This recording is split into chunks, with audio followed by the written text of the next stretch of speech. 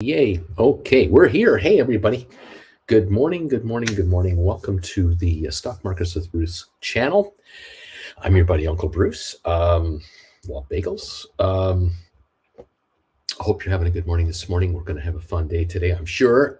We are looking at a negative opening so far for the three big markets, the Dow, the S&P, and NASDAQ. However, they're off about 0.39% to about 0.49.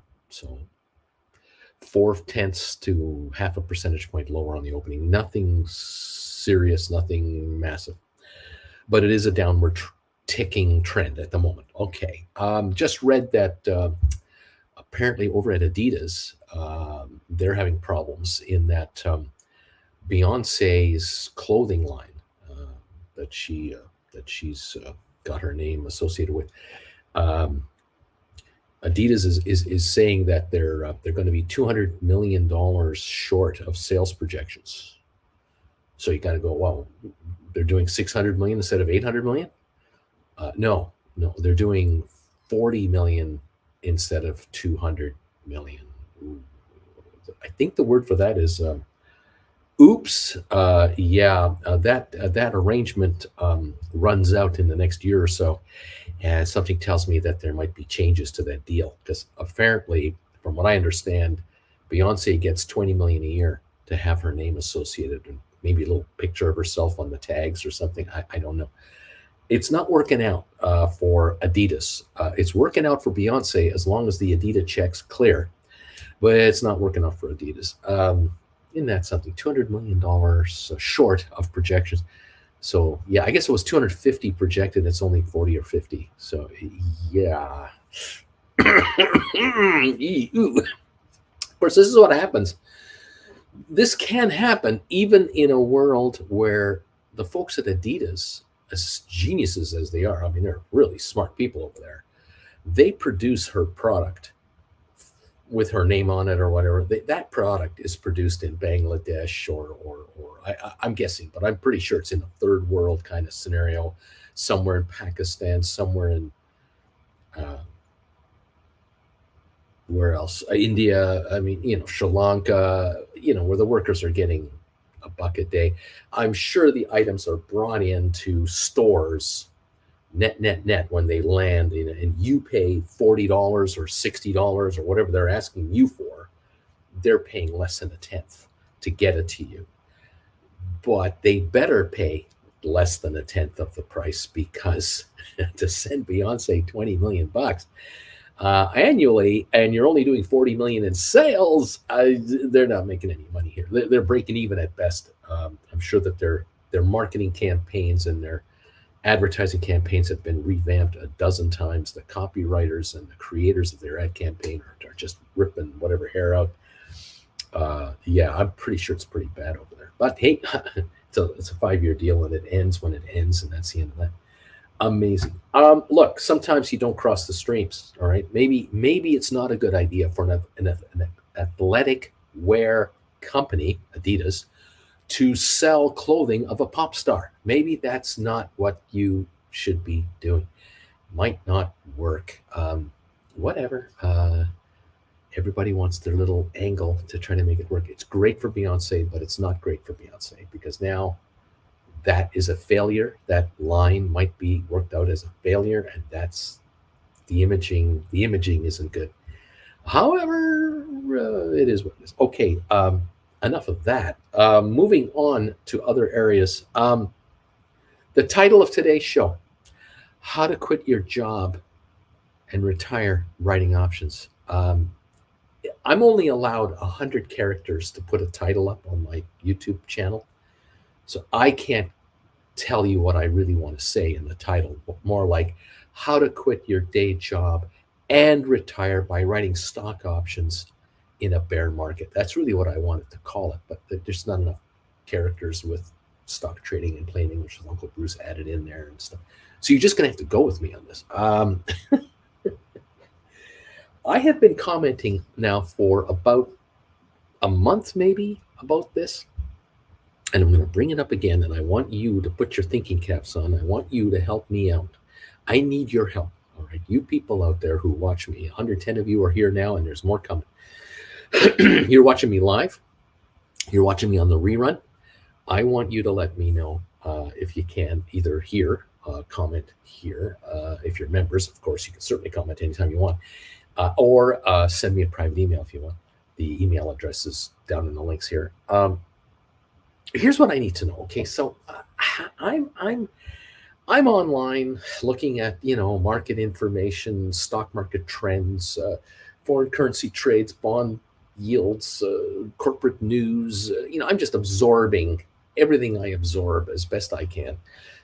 Every day starting at 3:30 my time, I get up, and by 4:15 in the morning my time here in California, I'm grinding to absorb as much info as I can to give it back to you in a plain English format. Part of the thing that comes my way, I get this from every angle. There's no escaping it. You probably get it as well, especially you option writers. You are definitely getting this. Are you being bombarded, maybe is the word, or are you being pestered, or are you being targeted, or are you being the recipient of advertisements by self-proclaimed gurus, financial gurus, or I don't want to cast them in the wrong light, because I'm the same. I'm one of these. Okay, I'm a guy in front of a computer asking you to like me, and I'm a guy that talks to you about writing options to make an income. There are guys out there, and it's almost all guys. I've never seen a woman do this, so I mean, no offense, gals, but it seems only men are the pitchers pitching this stuff. It's men that are out there who are, they're 28 years old with 40 years experience. They're 35 years old with 15, 20 years experience. And I'm thinking, you started at age 5 and 6 writing stock options? Wow. But then there's the occasional older guy that I find interesting. They're in their 60s, 50s, like me. And they're out there telling you folks, hey, you could become an option writer. I saw an ad this morning on, I think it was on Bloomberg. I was on Bloomberg listening to some Bloomberg chat, and it was a 3-minute infomercial is what it was. And I only have to wait 5 seconds and I get rid of it if I want, or something like that. But I was curious, what was this guy going to talk about? Because he didn't talk about anything to do with options when he started his "Hi, how are you" thing. What he talked about was how he's a financial presenter, and he's helped people over years and years and years to become financially independent. And in these hard times, it's time to look at that. And he's bragging about, and again, I do it too. He talks about how he's been to various financial presentation type seminars, I guess. These happen all the time. I'm sure you guys know, whether they're in Dallas, Atlanta, Chicago, Pittsburgh, Seattle, LA, Vegas, where you get, financial independent speakers, or I don't know what to call these people. And they come on stage and they're like motivational speakers, and they get you all pumped up. And then there's the Tony Robbins of the world, and all the others like that, the top echelon speakers, and then come down. And he says that he's done these with these folks from time to time. And after like a minute and a half, he finally gets around to the point that what he's trying to hustle you is, I'm going to show you how to write stock options. I'm thinking, oh, there you go. And he says, I'm going to try to explain it to it in an easy to understand way. And I'm going, well, that sounds familiar. He's going to help you change your life and take control of your finances. I'm going, that sounds familiar. And I'm just listening to my pitch. I'm just listening to my pitch being blown out to the world through this guy for his thing. And it wasn't until the very end, the very, very end, 5-10 seconds, finally a logo showed up on the bottom of his little thing as to what's your thing called? Like, what? You're not Stock Markets with Bruce. I don't even remember his name. I don't remember his name. I kind of know what he looks like, but anyway, I wrote down his thing, and it's called Market Mastery Group. I think it is. I think that's what it's called. I looked it up on Google real quick. Just Market Mastery Group. What is it? And there's all kinds of hits, and they sell courses. And I think what he does is he does like a free webinar thing you can join in on. You probably have to give them your email address, and then they pitch you, how to do this and how to do that. Hey, everyone has to make a living, okay? I love to talk to you guys about how to write options and how to do it successfully. And if you don't want to send me a dime, you can watch me for nothing right here on YouTube.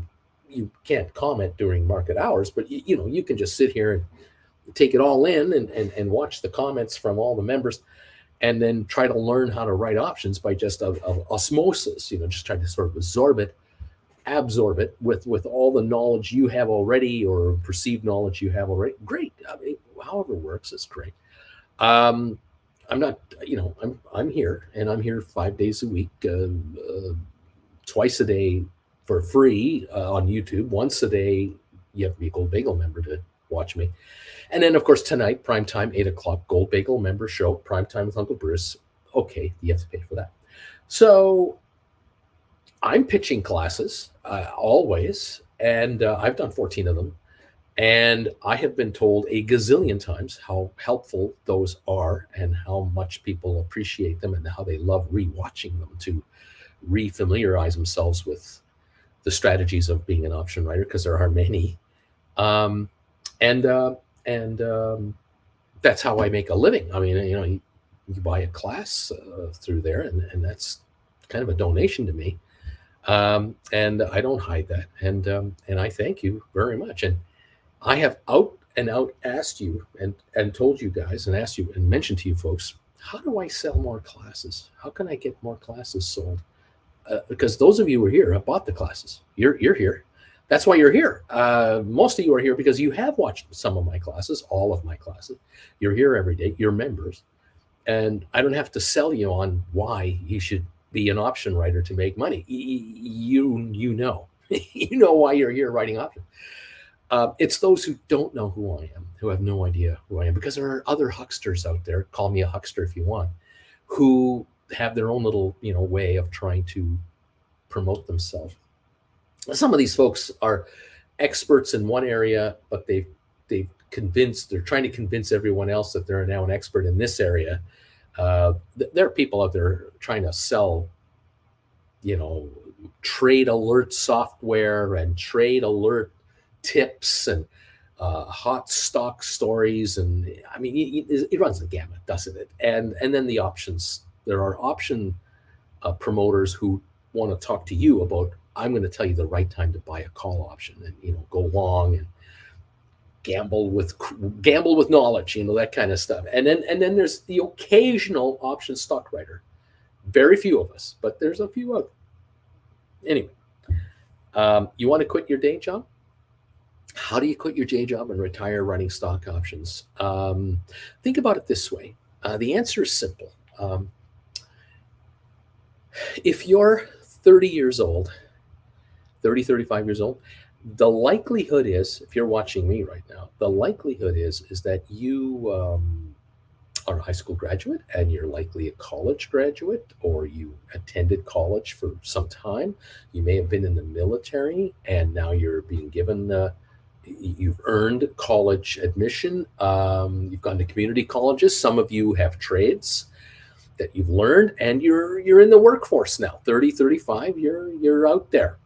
And the likelihood is that you're making a living, some doing very well, some not well yet, or you're investing in your career. But to get that job and to get that career going, you've had to invest a ton of time and money to get there. If you're if you're a white collar professional type individual that someday hopes to be, a senior executive with, well-to-do companies, you have put a lot of time in to get to where you are now, and you're going to continue to put time in to get to that level. But you might be asking yourself, is there something better for me? Because boy, this is a grind, and this economy has completely changed versus what I thought it would be.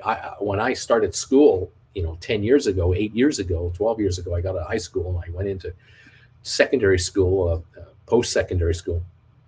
The world was a different world at that time. It's not the same anymore. And there is no office for me to go to, or the office I'm going to is not what I saw 3 years ago, and on and on and on and on. And so you're asking yourself, is there something else I should be doing with myself? If you're 40, 45, 50, somewhere in that range, you've been around a while, and you got some of these white hairs to show for it, or some have gone away on you, like me.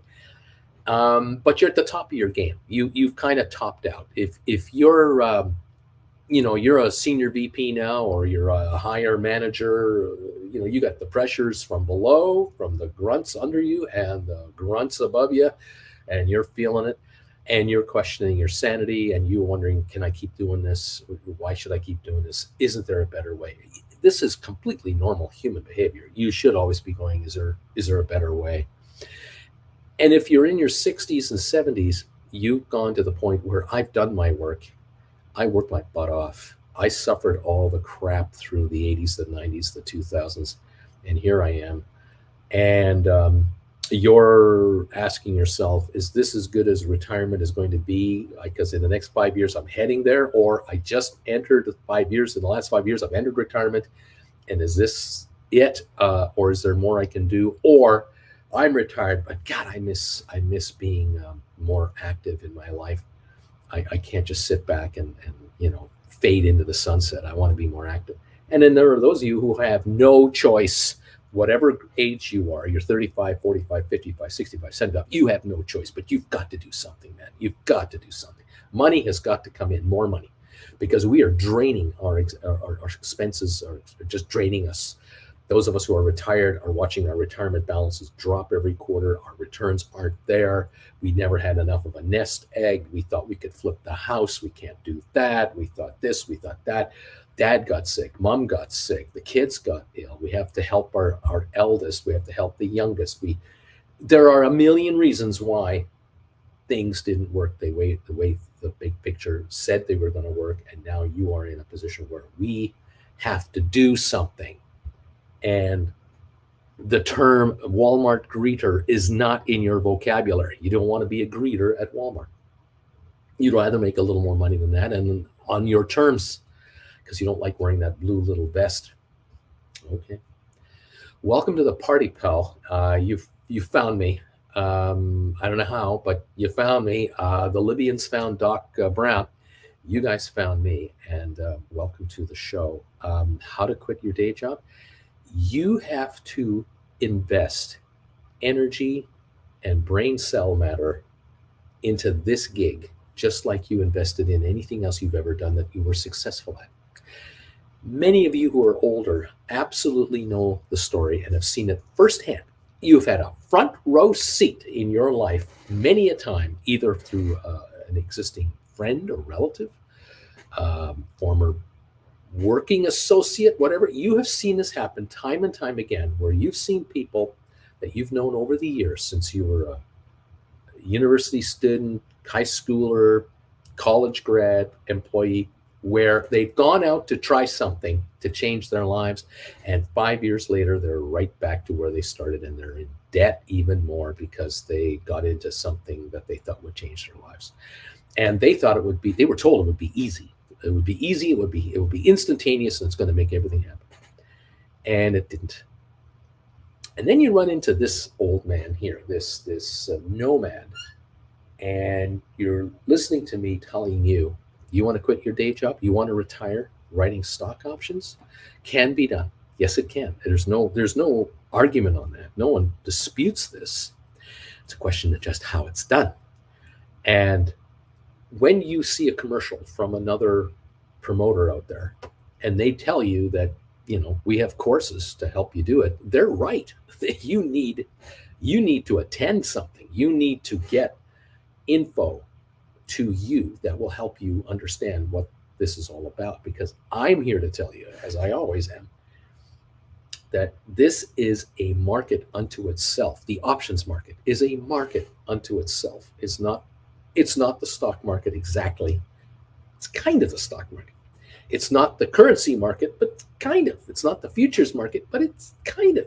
It's its own unique animal. And I am trying to guide you guys down the most conservative road this market has to be in this market. I am desperately begging you, every day I'm begging you guys, don't get sucked in to a hot trade, a hot whatever, because you could blow it. You could absolutely blow your doors off of 2 years of hard work building a foundation that you're going to retire on or live off of or whatever. And then one trade, a series of 3 months of daredevil option trading and long shot stuff, you get your brains handed to you and you're broke. This happens all the time. I had salesmen that worked for me. Oh God, I had guys. I was 28 years old as a manager, and I had 45, 48-year-old stockbrokers working for me. I mean, guys are 20 years older than I am. For crying out loud, they were still just salesmen, and they were a nervous wreck. They looked like crap. They were not healthy. They didn't eat well. They didn't sleep well. Their marriages weren't going too well. I mean, it was bad news, but they had clients, and somehow they mustered up the power to keep coming into the office every day and try to make it go.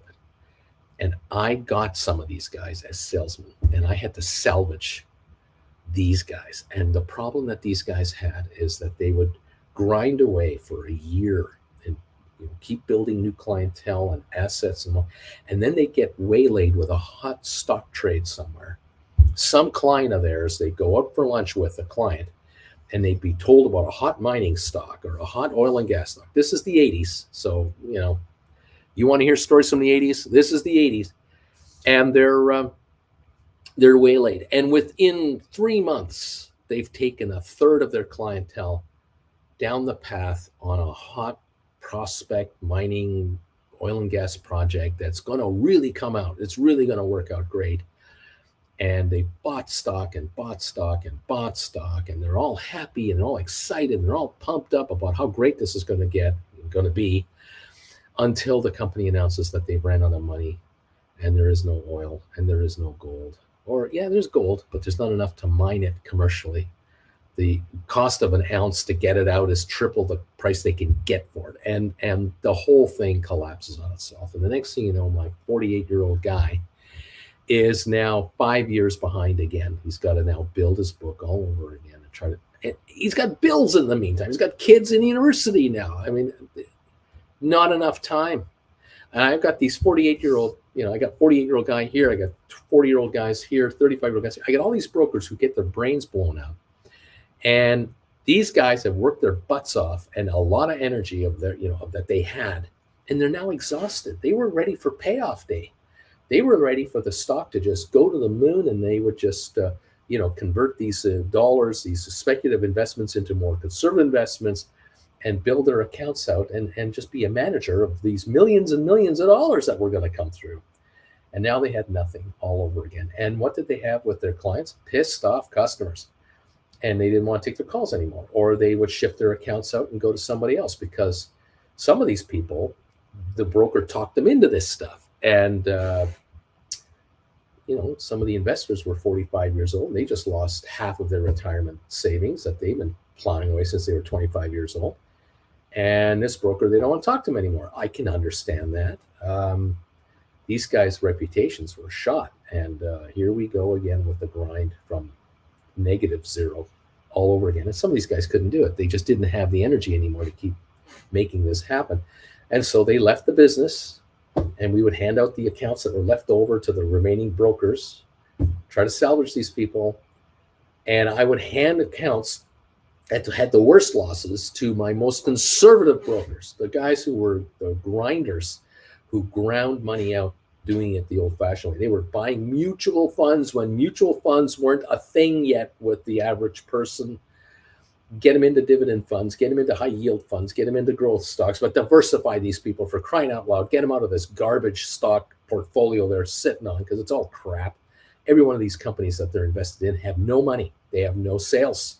They're all exploration companies. They're all maybe one day they might make it companies. In other words, 1 in 100 will make it. The other 99 will fail miserably, or fail miserably slowly, but surely will fail miserably. And so this was my world in the 80s with some of my salespeople. What I'm saying to you guys today is, you want to become an option trader and you know what you're doing, you better want to invest some time into this, and you want to be ready to study. And the more you absorb, the smarter you're going to get, the more practical you're going to get, and you won't have time. You will not have time to go down these stupid little rabbit holes that will just eat you alive, because there's a monster on the bottom of that rabbit hole. It's going to chew you up. You've got enough problems. You have enough challenges to learn how to write stock options and then trade options, where you write them and buy them back, surrounded by sharks that really know what they're doing. You need to be handling those guys. You don't see them. I don't see it. I can't show you a picture of a competitor of yours. But when you look at the open interest, how many options exist in option so-and-so for company such and such, there's 35,000 contracts written already, and you're writing 10 more into the market. There's 35,000 other contracts out there competing for the money that you're competing for. You've got to understand what a stink offer is, a stink bid, a 90-10 rule. In the psychology of the markets, you got to have a leg up, or you are in big trouble. And I am trying to keep you on the conservative track of this business. The options market was created originally for one main reason. It was a form of insurance that pension funds and mutual funds were able to utilize to protect their retirees' investments. That's what it was for. That was the main original intent of the options market. It allowed a pension fund to go, well, we have 25,000 shares of AT&T, Ma Bell here. The stock's at $25 a share. It pays a 3% dividend. And we want to ensure for our pensioners over the next 3 months, 6 months, 1 year, 2 years, whatever, that we are protected against a sudden down dip in the market. It wasn't that the telephone company was going to go out of business. It's the most conservative company around, the telephone company. I mean, come on. We have U.S. Steel. We had Ma Bell. We had General Motors. We had insurance companies that were publicly traded. These pension funds owned all of these stocks because it's the only stocks that were out there at that time. This is going back into the 60s and 70s.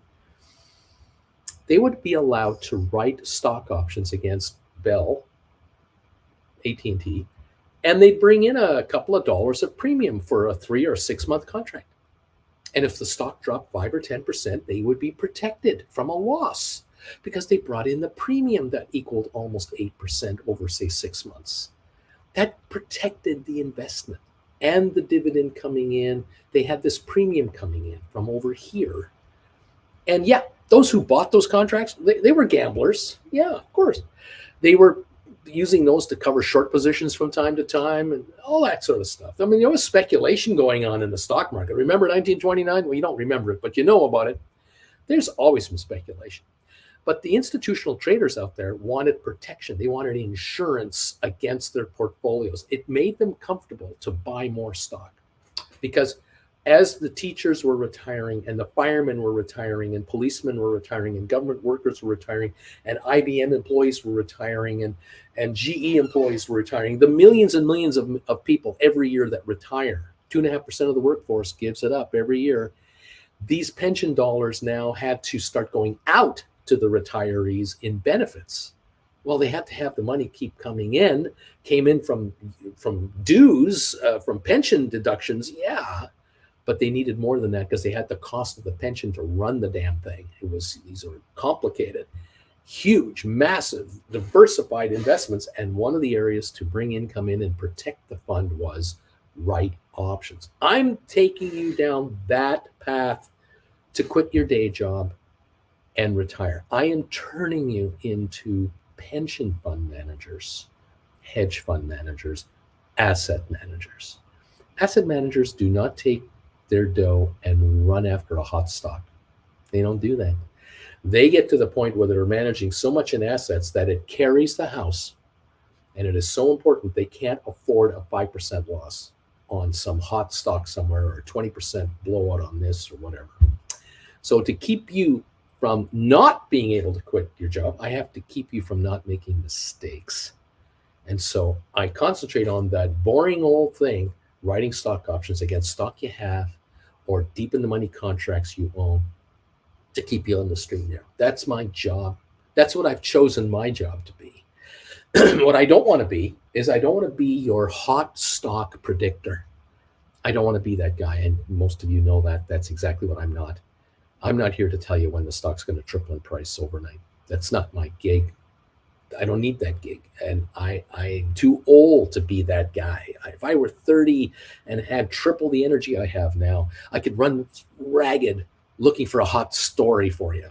But I'm too old for that. I'm going to be 68 this year. How much longer am I going to do this? Can't do this forever. So I can set you up and guide you towards quitting that damn job you have or shifting your career from what you have to what this is over time. Is it a 10-year transition? No, it's not like that. It might be a 10-month transition, 10 weeks maybe, but 10 months, a year, you could probably easily start here and a year later be in a position where you might be able to just say, I don't work anymore. There are many of you here who don't realize it, and you have realized it now. You've realized it in the last year. Oh my God, I have enough under admin already.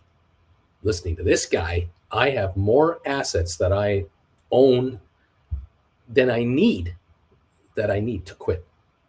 And in theory, I could have quit my job 15 years ago, 10 years ago, because I've been putting in this money and saving this money in this retirement thing, and the bosses matched it, and there's $400,000 over in that account over there, and it brings in 3-4% a year.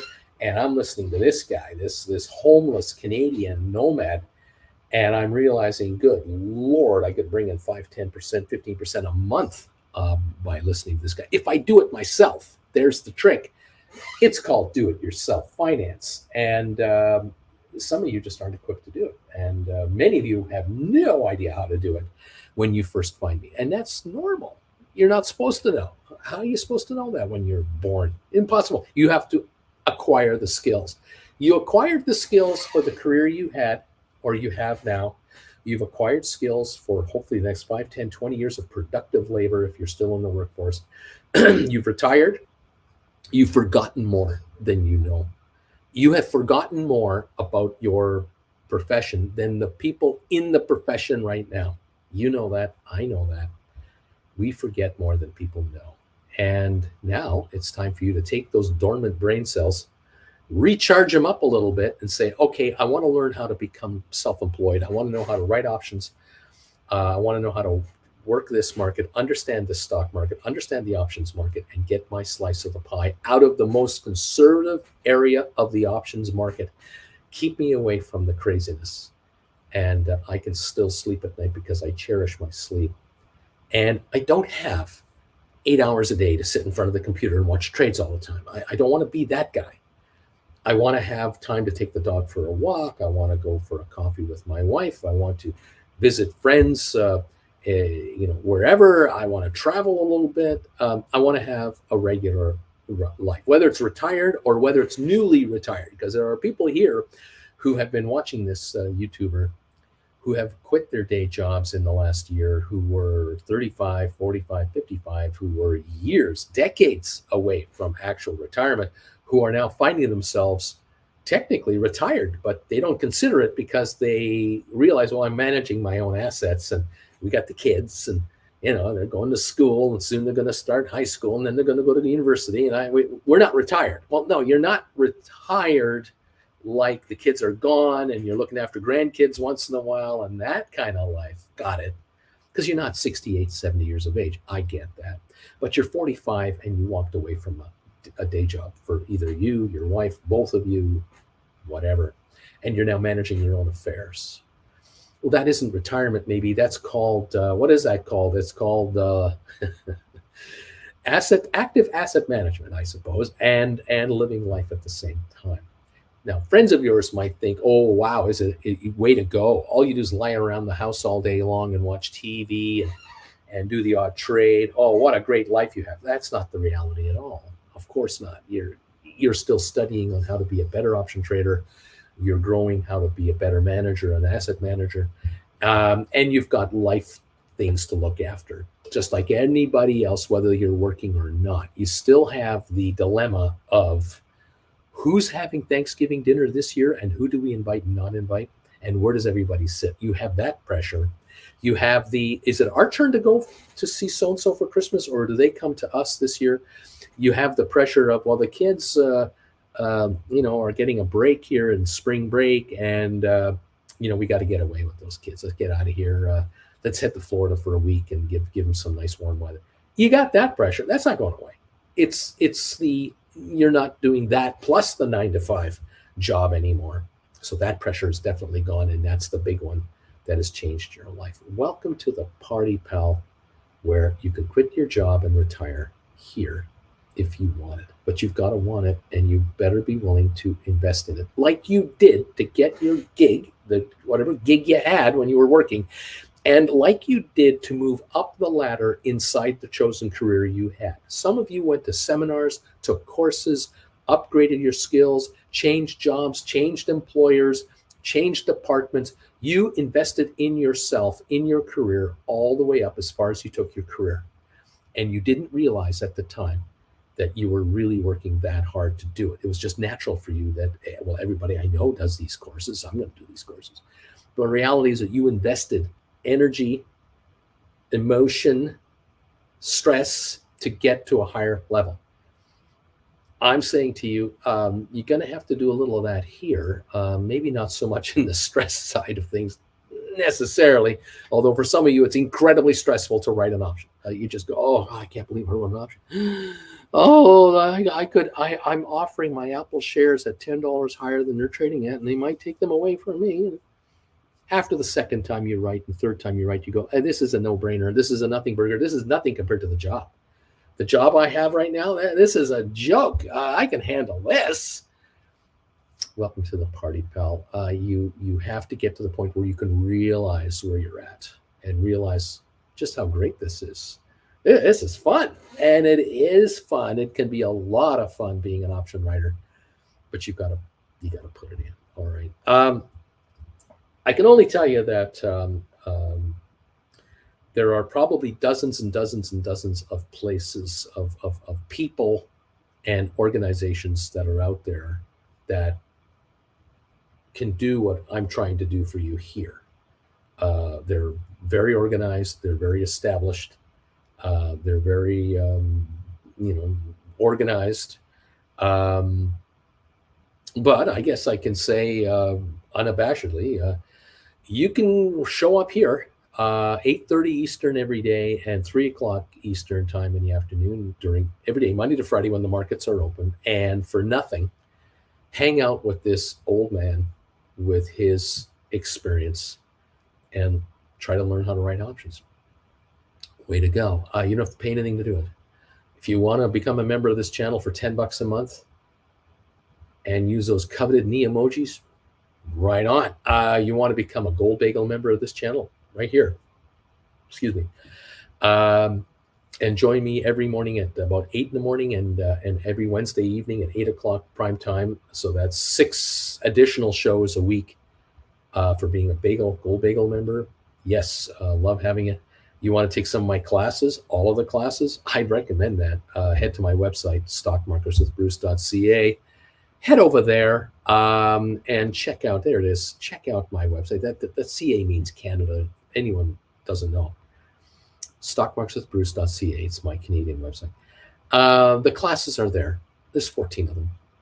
They're $150 each, and you can take one at a time. There's none of this, oh, send me $2,100 and you can get all 14 classes. I just take one at a time and start with number 1. The most asked question I get, what class should I watch first? Number 1. I start right there. And others say, oh, no. Start at number 7 because that's where it gets really interesting. Well, it was interesting for that person, but what they didn't understand was that the first 6 they haven't watched yet, they've missed out on all kinds of juicy information about options. And now you're half as smart as you should be.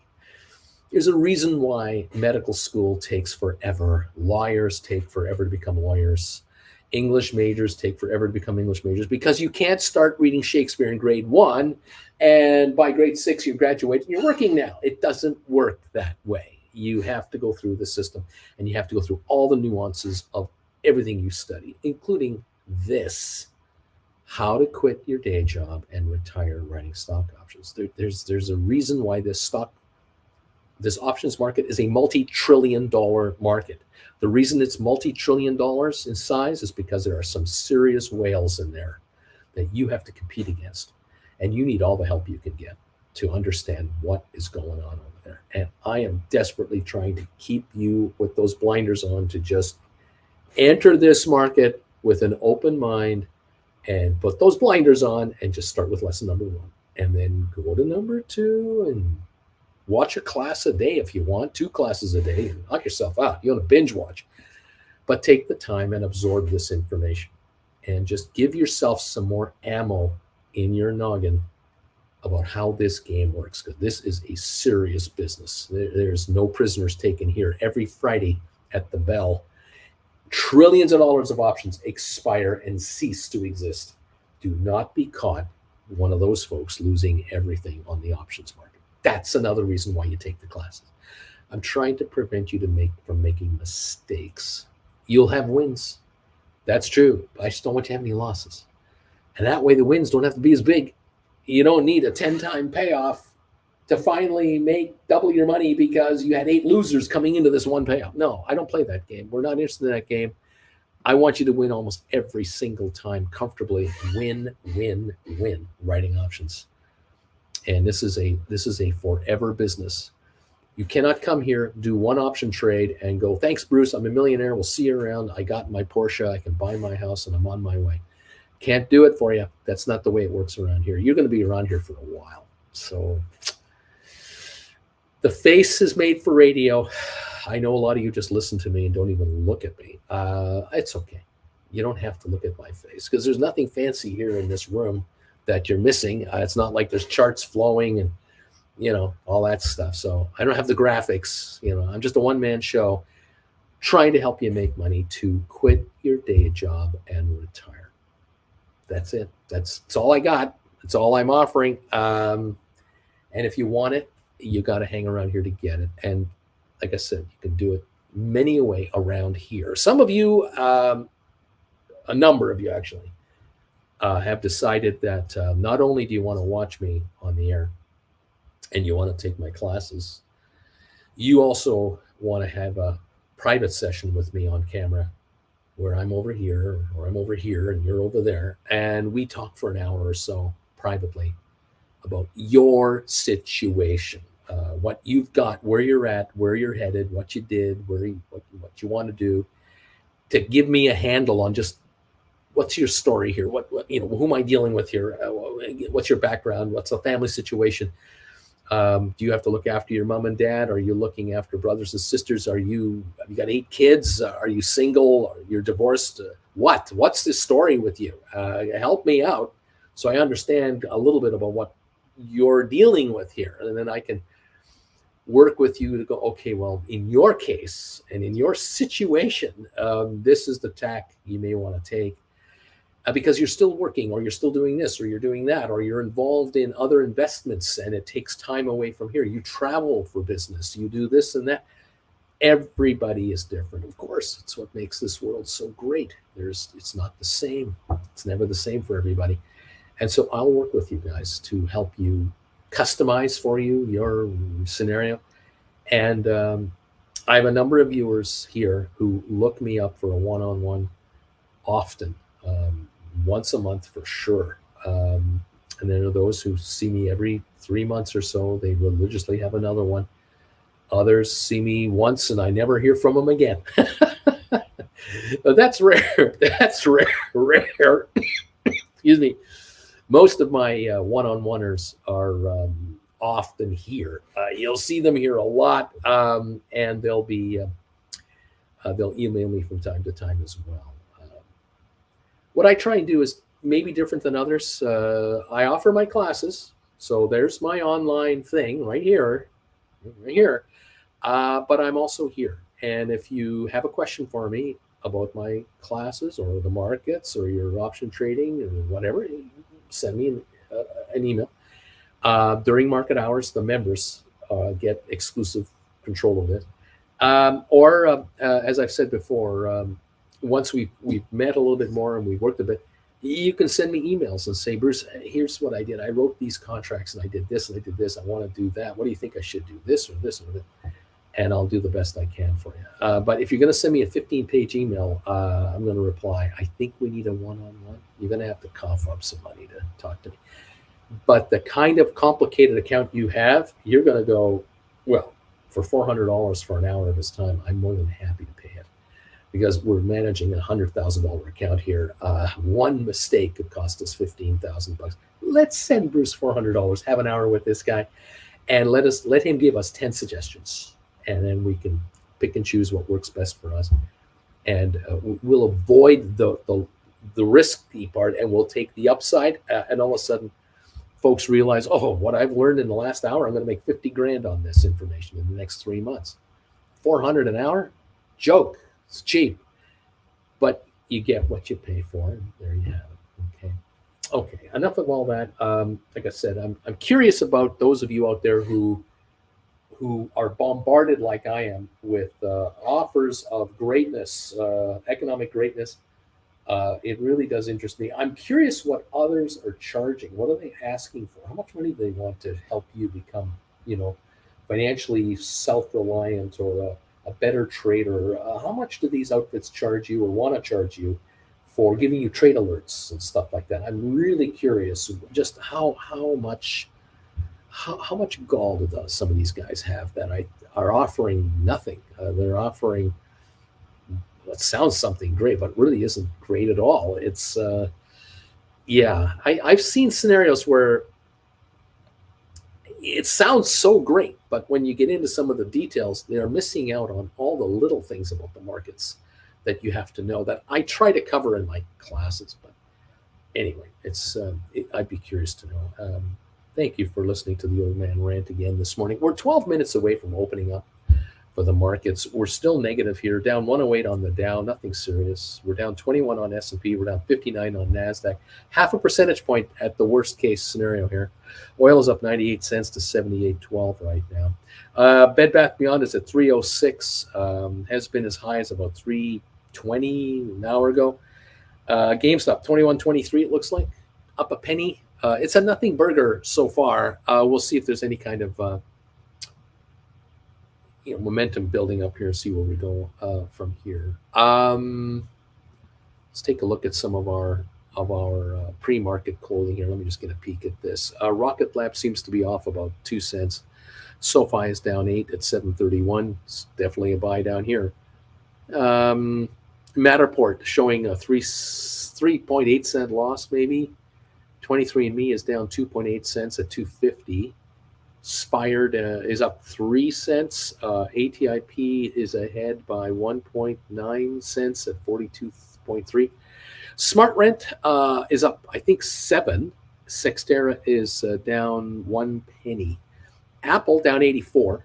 Goldman down 41. Cisco's down 27. Tesla's down 81 cents, 196.01. Arc Innovation is down 29 cents. Microsoft is up 4.55. Bed Bath Beyond is higher by 5.8 cents at 3.06. Pfizer down 8. HBQ down 41. Carvana down 9. Alphabet, Google is down $5 to 103. It was up 4.50 yesterday. It's down 5 now.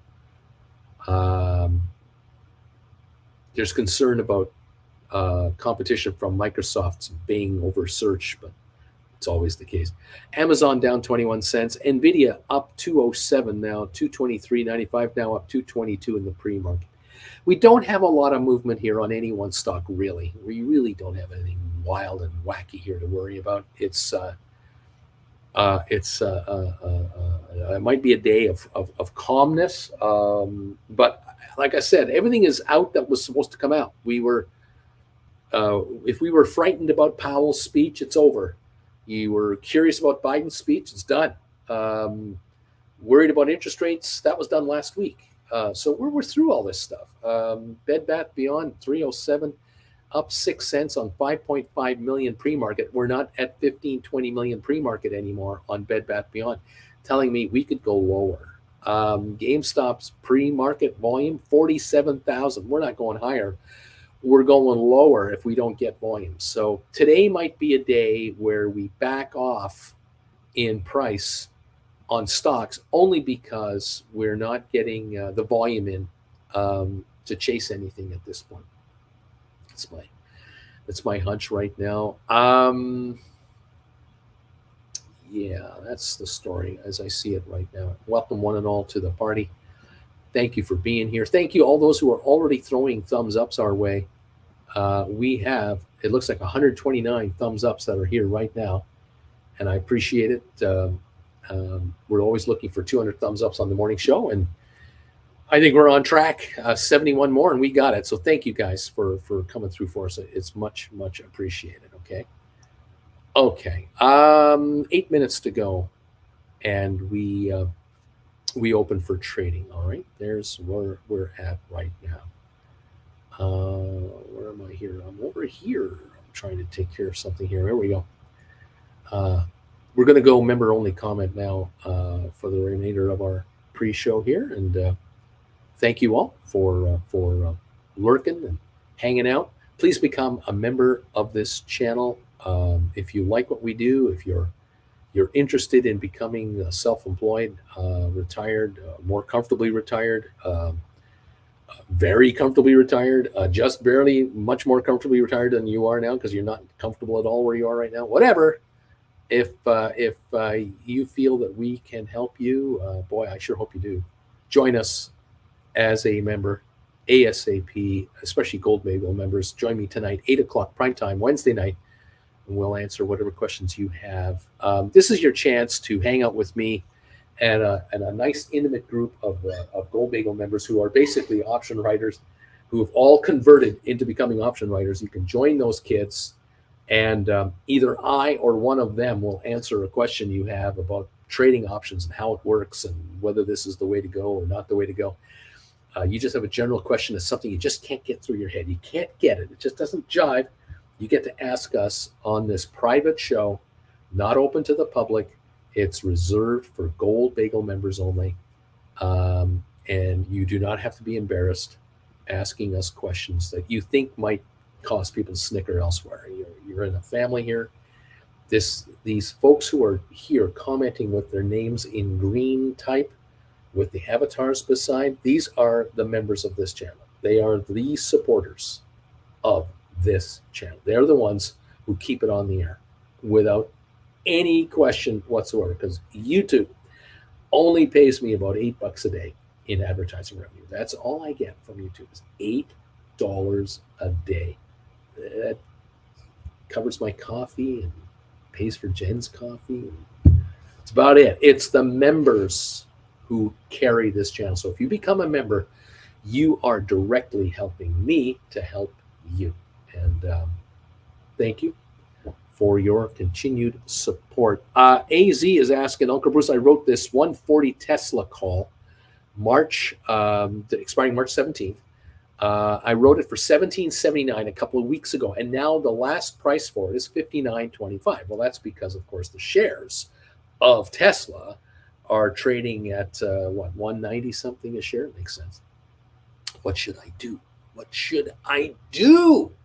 Should I roll this thing? Should I buy it back and write a new contract?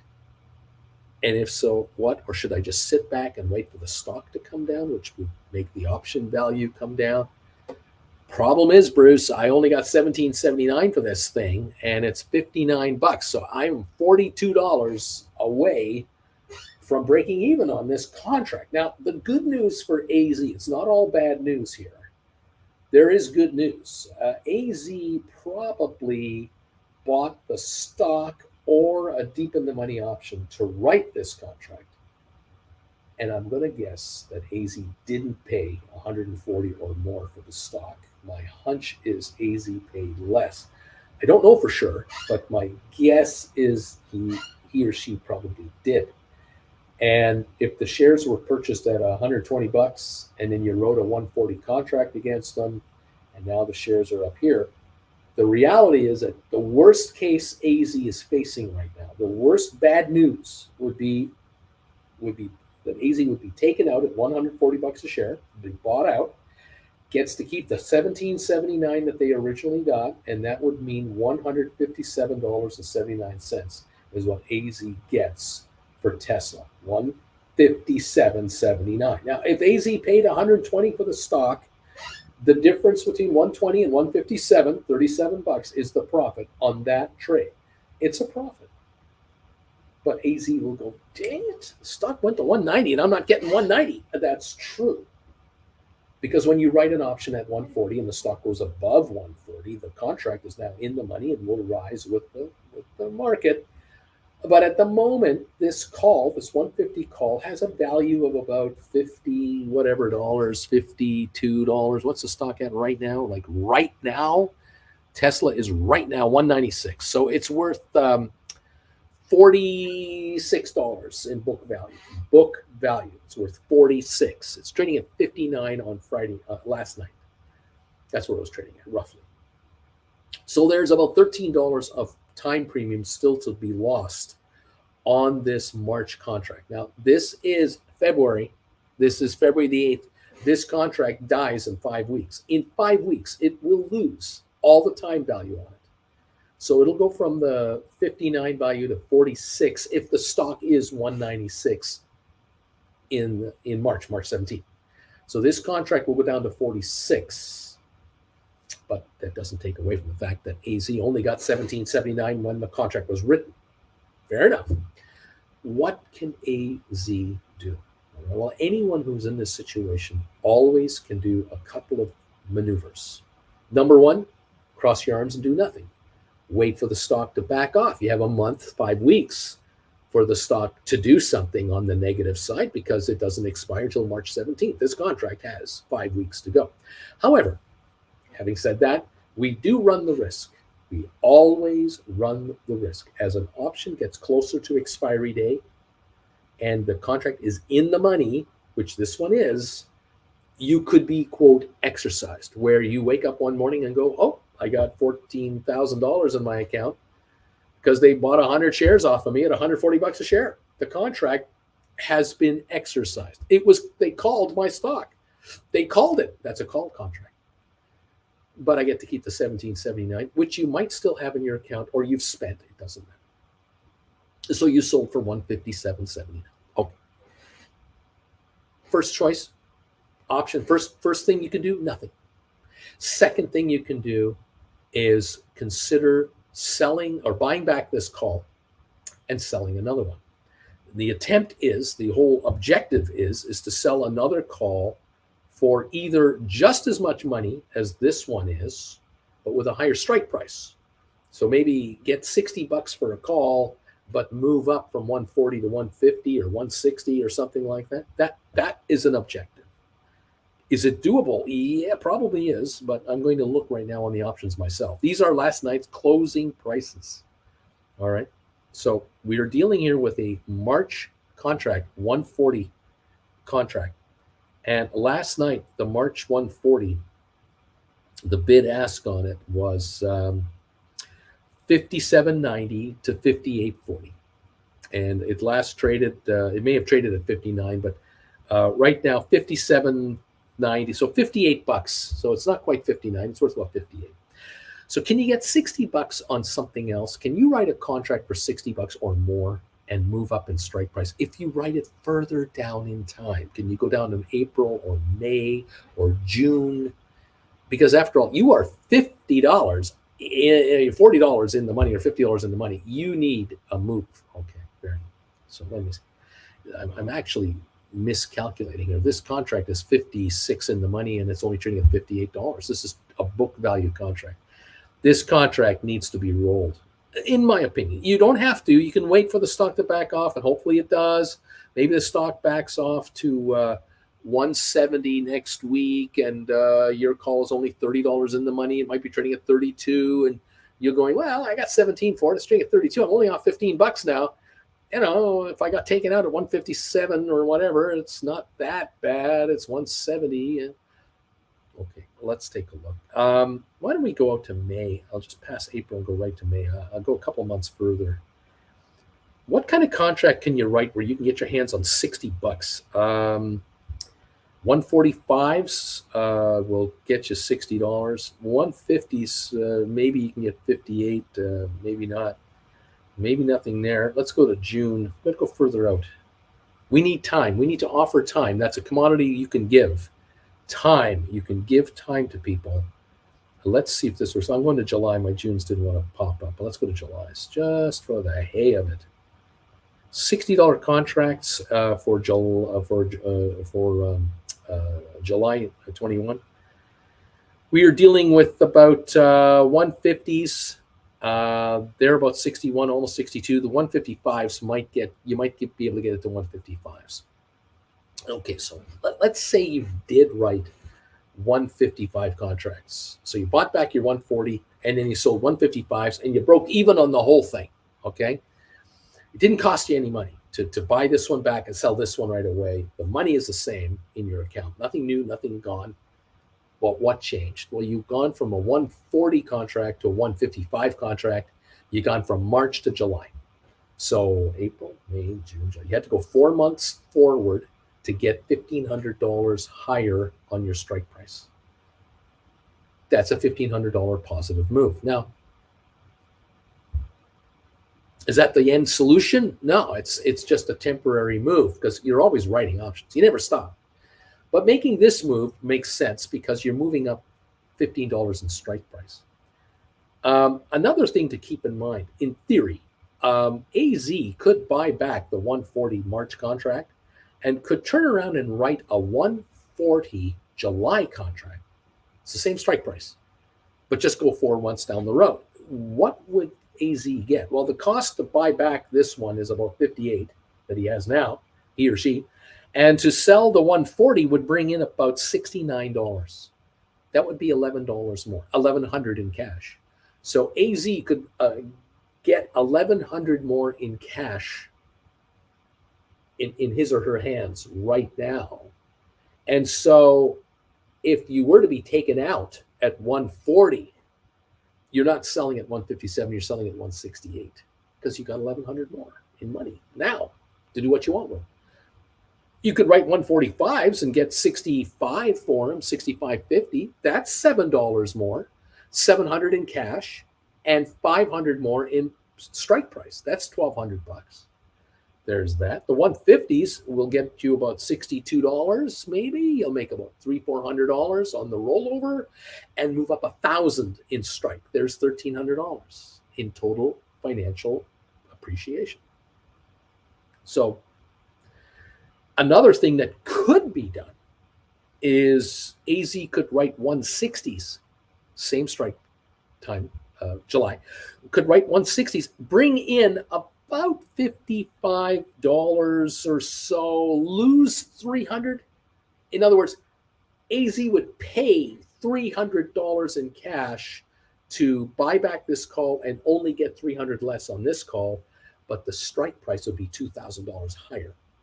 So you pay $300 to gain $2,000.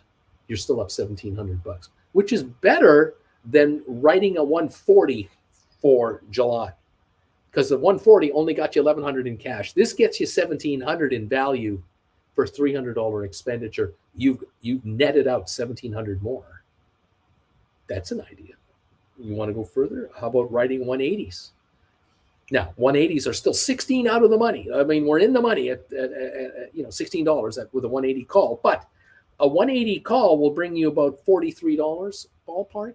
That'll run you $1,500.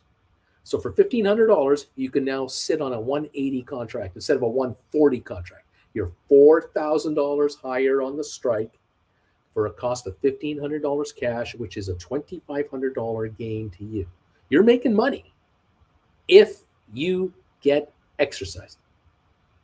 You're in the money, so you could get exercised, but maybe not today. Between now and July, maybe. Yeah. Now, why would you write a 180 and cough up $1,500? I know we're up $40 on the strike, but what else is good about this contract? What else would work out here? I'll tell you. You know, and I know, Tesla can move $10, $15 in a day. If this thing wants to drop $10 next week to 185, your calls are only 5 in the money, the 180s. They're not going to be trading at $43 a piece. They're going to be trading at 35-ish. You're already seeing the drop of that contract, which is what you want. You want the contract to drop in value so you can buy back for way less than you just got for it, right? The first $1,500 the contract drops, there's your $1,500 in cash you laid out to do this deal. So if the stock drops $25 to 170, this call might pop off down to about $30 a shot, and you've hauled in about $13, $14 a contract already. There's your $1,500. And as each day goes by, there's more shrinkage. As each week goes by, more shrinkage. And so this contract has a $5 value and will be trading in the 20s, in the teens, like this one is, the 1779 140s that were brought in. Someday, this 180 would be 1779. And if AZ sells it for 43 and buys it back for 1779, it's a $26 gain approximately on the depreciation of that call, 1,500 of which was a cash layout, 900 of which is additional profit made. You still have your stock. And if it's trading at 175 and you bought it at 120 originally, you're up $5,000 on the stock anyway. You're still ahead. And guess what you're going to do now? You're going to write another contract right away. You're going to buy back your 180 and now write another call. That might be August, September, October, might be a 190, it might be a 175. You'll figure out at that time what contract to write and bring in more cash. And away we keep going. Okay. We're open. Larry has done what Larry does beautifully. He has rung the bells. And I thank you, Larry, for this. I appreciate that you're here. Okay. And thank you for this. Maria says thank you. We all say thank you, Larry Titus, for hitting the bells and getting us going here. I will start up my big ass iPad to follow these markets along with my iPhone, just like the rest of you folks out there. Let's get this party started and see what we have going on here, and see if any of you guys can get richer today, because I know you are of that ilk. You have that desire to make money in this stock market. It's just the crazy way you guys are. So we might as well work this together and see if we can make you richer. Okay, everybody? Let's take a look here. Okay, we've got the Dow at the moment. I think we're down 33 points on the Dow Jones at the moment. Cyxtera down 11 cents. GameStop is 20.98. Let's take a look here at some things here. Bear with me while I work this all up here. Get my biggest iPad working. 20.93 on GameStop. I think we're down 29 cents. We've got 37-point drop on the Dow, 11.9 on S&P, 36-point drop on NASDAQ. We're talking 0.3% for NASDAQ and 0.1 for Dow. There's nothing happening yet. We're up $1 on oil. We've got Bed Bath Beyond at 292, under 3. So that could affect GameStop lower, as I was saying earlier. ATIP is at 40.04. I think that's last night's close, so we don't have an opening yet, so we'll wait for that. Tesla 164 higher, 198.44. SoFi 742. Apple 154.21, down 44 cents. HPQ 29.76, down 24. Google down 6.77 at 101. Moderna down 241 at 168.65. Cisco down 55. Pfizer's up 9. IBM is up 12. Microsoft having another big day, up 270, up to 275, up 8.28. Wing Commander, freaking Microsoft. I guess they learned that I started writing options and now they are running the stock. Who are these people? I don't know. The people on the inside. So Uncle Bruce, I have a 250 April call on Microsoft. The 250 April. When should I consider rolling? I could roll into Jan 24 180s with a small credit. That's a good move. That could be a good move. Look at if you even 275s. If you get a bigger credit, I'd take a look at that. Yeah, it's not a hurry though. You can see if in the next hour or two the shares back off a little and then go again. But if you can get more money on the sell side and the buy side is more like book value with a little bit of premium, then don't worry about the buy side so much. It's the sell side to max out what you can get for it.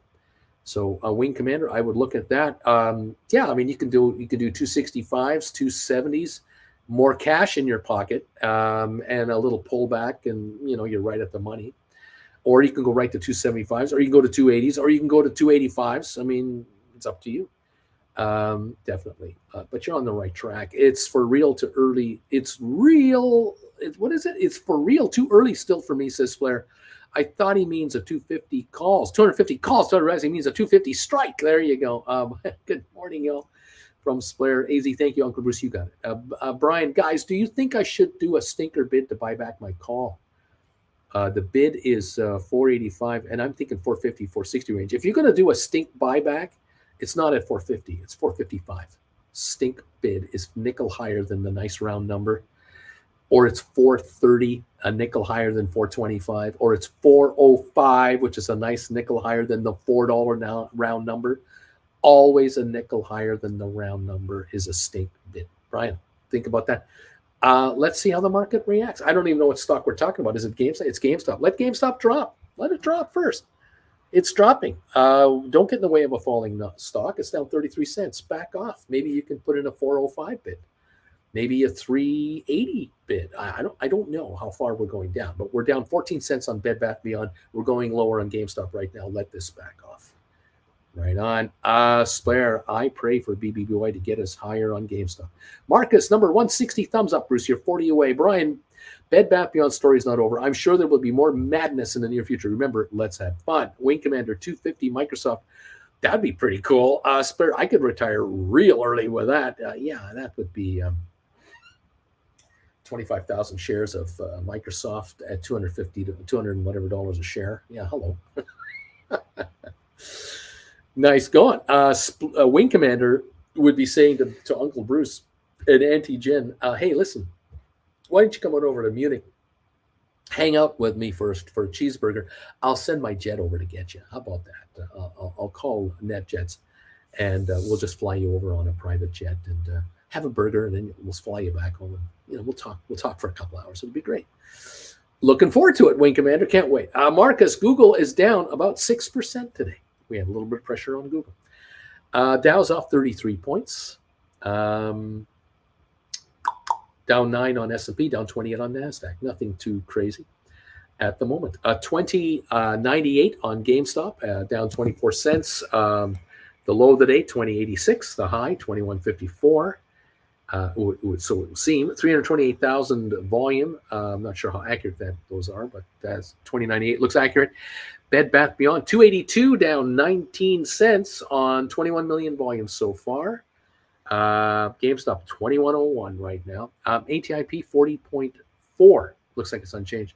Tesla 199.20, trying to get to 200, up 239. SoFi 739, we're up a penny. Apple down 24 cents. HPQ down a dime. Google down $6 at 101.99. And there you have it. ME, just to talk about some of our former SPACs. ME is traded 100,000 shares today, and we're trading at $253 a share right now, unchanged. And results come out tonight, don't they? Don't results come out? I think we get that. Let's see. After the market closes on Wednesday. So tonight, ME talks. And we'll see what they have to say about their earnings. At the moment, the stock is now up 3 cents to $2.56. They announced $150 million financing yesterday. I don't know the results of that, where it's at, but the earnings come out tonight. Rocket Lab down a penny. Matterport up 3 cents, 3.5. SmartRent up 1.5. Spire unchanged. Amazon down 85 cents. Home Depot down 3.21. Netflix is off 18 cents. Over at Over at SMH, Vanik Semiconductor ETF down, we're up 23 cents there. Adobe's up 76. Goldman up 95. Boeing up 12. Meta, the Facebook people, are down 280 today to 188. Got a viewer of mine who owns Meta and has written a call on Meta deep in the money.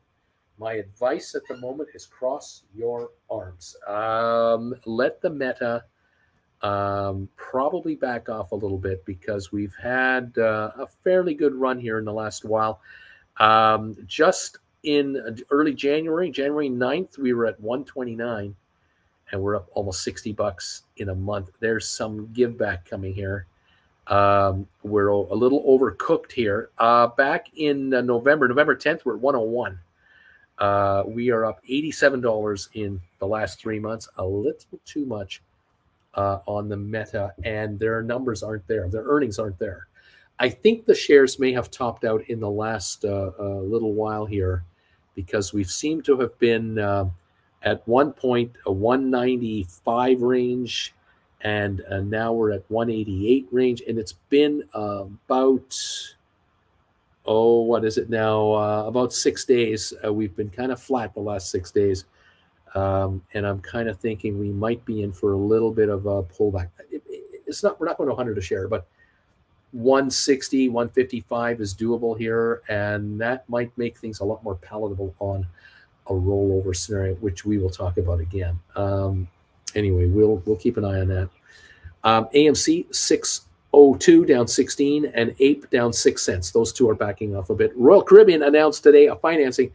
They want to raise $700 million to roll over debt. They want to issue debt good till 2030. They want to buy back debt that's maturing this year and next year. They're probably going to play the game that they always play. We announced $700 million in financing, and then they'll top it up to $1 billion. They'll take the $1 billion. They'll pay 8-9% interest on it, and then they'll retire the other debt and add cash to the bottom line. This game continues, putting the company further in debt on top of the debt they have, and they are not paying off their bankers. They're still adding to their bank debt here. Royal Caribbean is not making money. They are losing money every quarter. I think at $1.20 loss on 250 million shares, they're losing $300 million a quarter. That's $1.2 billion a year in losses. They've got to raise that much more. Every year they have to raise $1.2 billion in fresh cash to handle the losses. So I could see them going with a $700 million deal, upping it to $1 billion. There's $300 million this quarter. Then next quarter, they'll ask for $600-700 billion, take it $1 million, raise it to $1 billion. There's another $400 million against losses. That's how they're funding themselves. The stock is overpriced at $74.66. It's time to look at buying puts on Royal Caribbean. But you got to go long, got to go 6 months out or longer. And if you can do them in the money, even better, because you want to minimize the time premium as much as possible. So for some of you, it's impossible to do because it's too much money to put up. And I say avoid then, just avoid it. But Royal Caribbean at $74.59 is unsustainable. It's my personal opinion. Carvana up 160 to 1480. I don't know why. I don't know how. I just would not touch this. Robinhood is up 18 cents, 1072. I don't know why it's even here. How they're even listed, I don't know. BlackBerry is up a penny. Norwegian down 2. Carnival is up 11. Target down 138. JP Morgan down 35 cents. Costco down 492. Walmart down 71 cents. Disney is up 47 cents to 112. Nvidia is up 650 at 228 now. American Airlines up 26 cents to 1722. There you go. The Dow down 66 points. Cyxtera down 9.5. We've got GameStop at 2081 down 41 cents.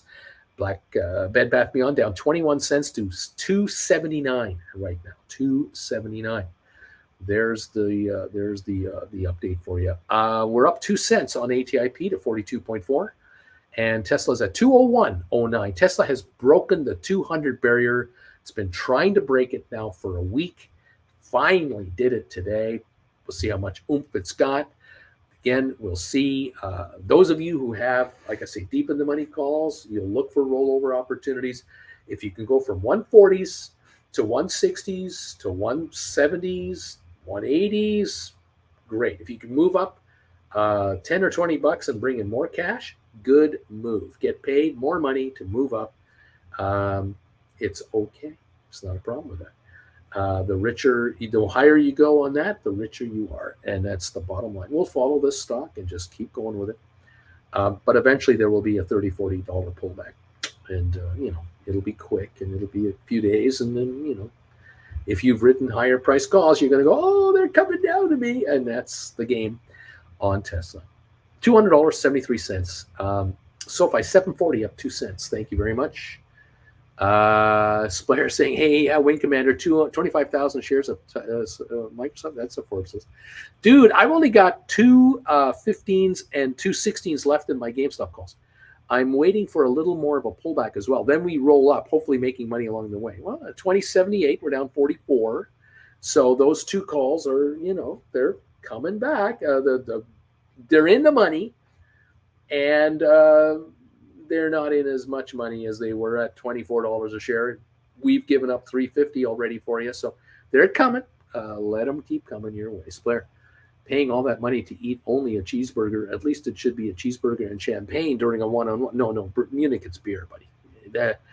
It's the champagne of beer. You have a beer in Munich. You don't have champagne in Munich. Come on. Cindy, Tesla just popped 200 here. Alberto, Tesla, let's go. BW, something I'm noticing Royal Caribbean seems to do with their debt refinancing rollovers the exact same way we move our calls when they get a little too hot to handle. Theirs is for bad reasons. Ours are for dollars. Exactly. BW, you got it.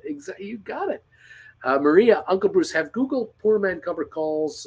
I have Poor Man cover call bought 80 Jan 25s and I sold a 90 July 23. I'm up 1,000 between the two. I'm thinking I should continue to write on the 2025 instead of cashing both. Yes, you keep writing. Yeah, keep on writing. Nice going. Nice job. Well done. Keep writing. Just keep writing. Yeah, I like it. I like that a lot. Google right now, 101.27. You're sitting on $80 calls. You're using those as your poor man call. Running against it, beautiful. The stock today off 677. That call is coming down. The one that you've written, good stuff. And when the stock hits the price you like, look at your option chain as you always do, and look forward to your next rollover. And if you're going to roll from a 90 to a 95 or to a 100, good stuff. Nothing wrong with that. Yeah. Welcome to making money in the option market, Maria. Thank you. You're welcome, Maria. Well done, and keep up the good work. It's a long-term game, and we're here to take money out of this market forever. Indeed. GameStop, 2066. We're down 50-odd cents now. This seems to be the low range of the day, I believe. Yep, 2061 is a low trade. And down it goes. It can break 20 today. It wouldn't surprise me at all if it broke under 20. We've got the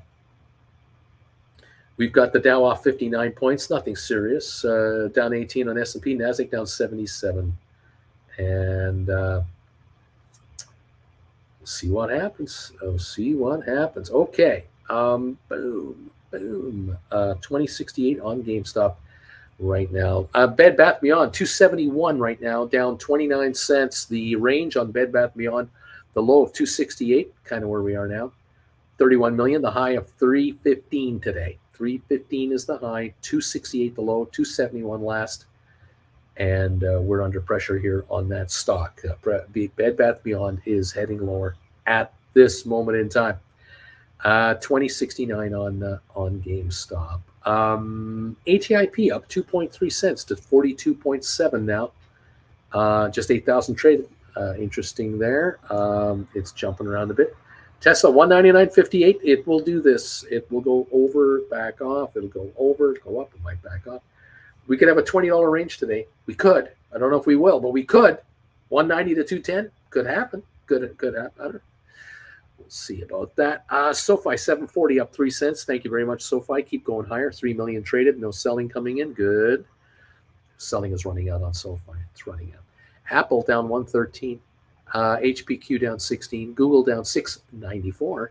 Down go contracts. Moderna 317. Down go Moderna contracts 167.89. I know a guy with 180s.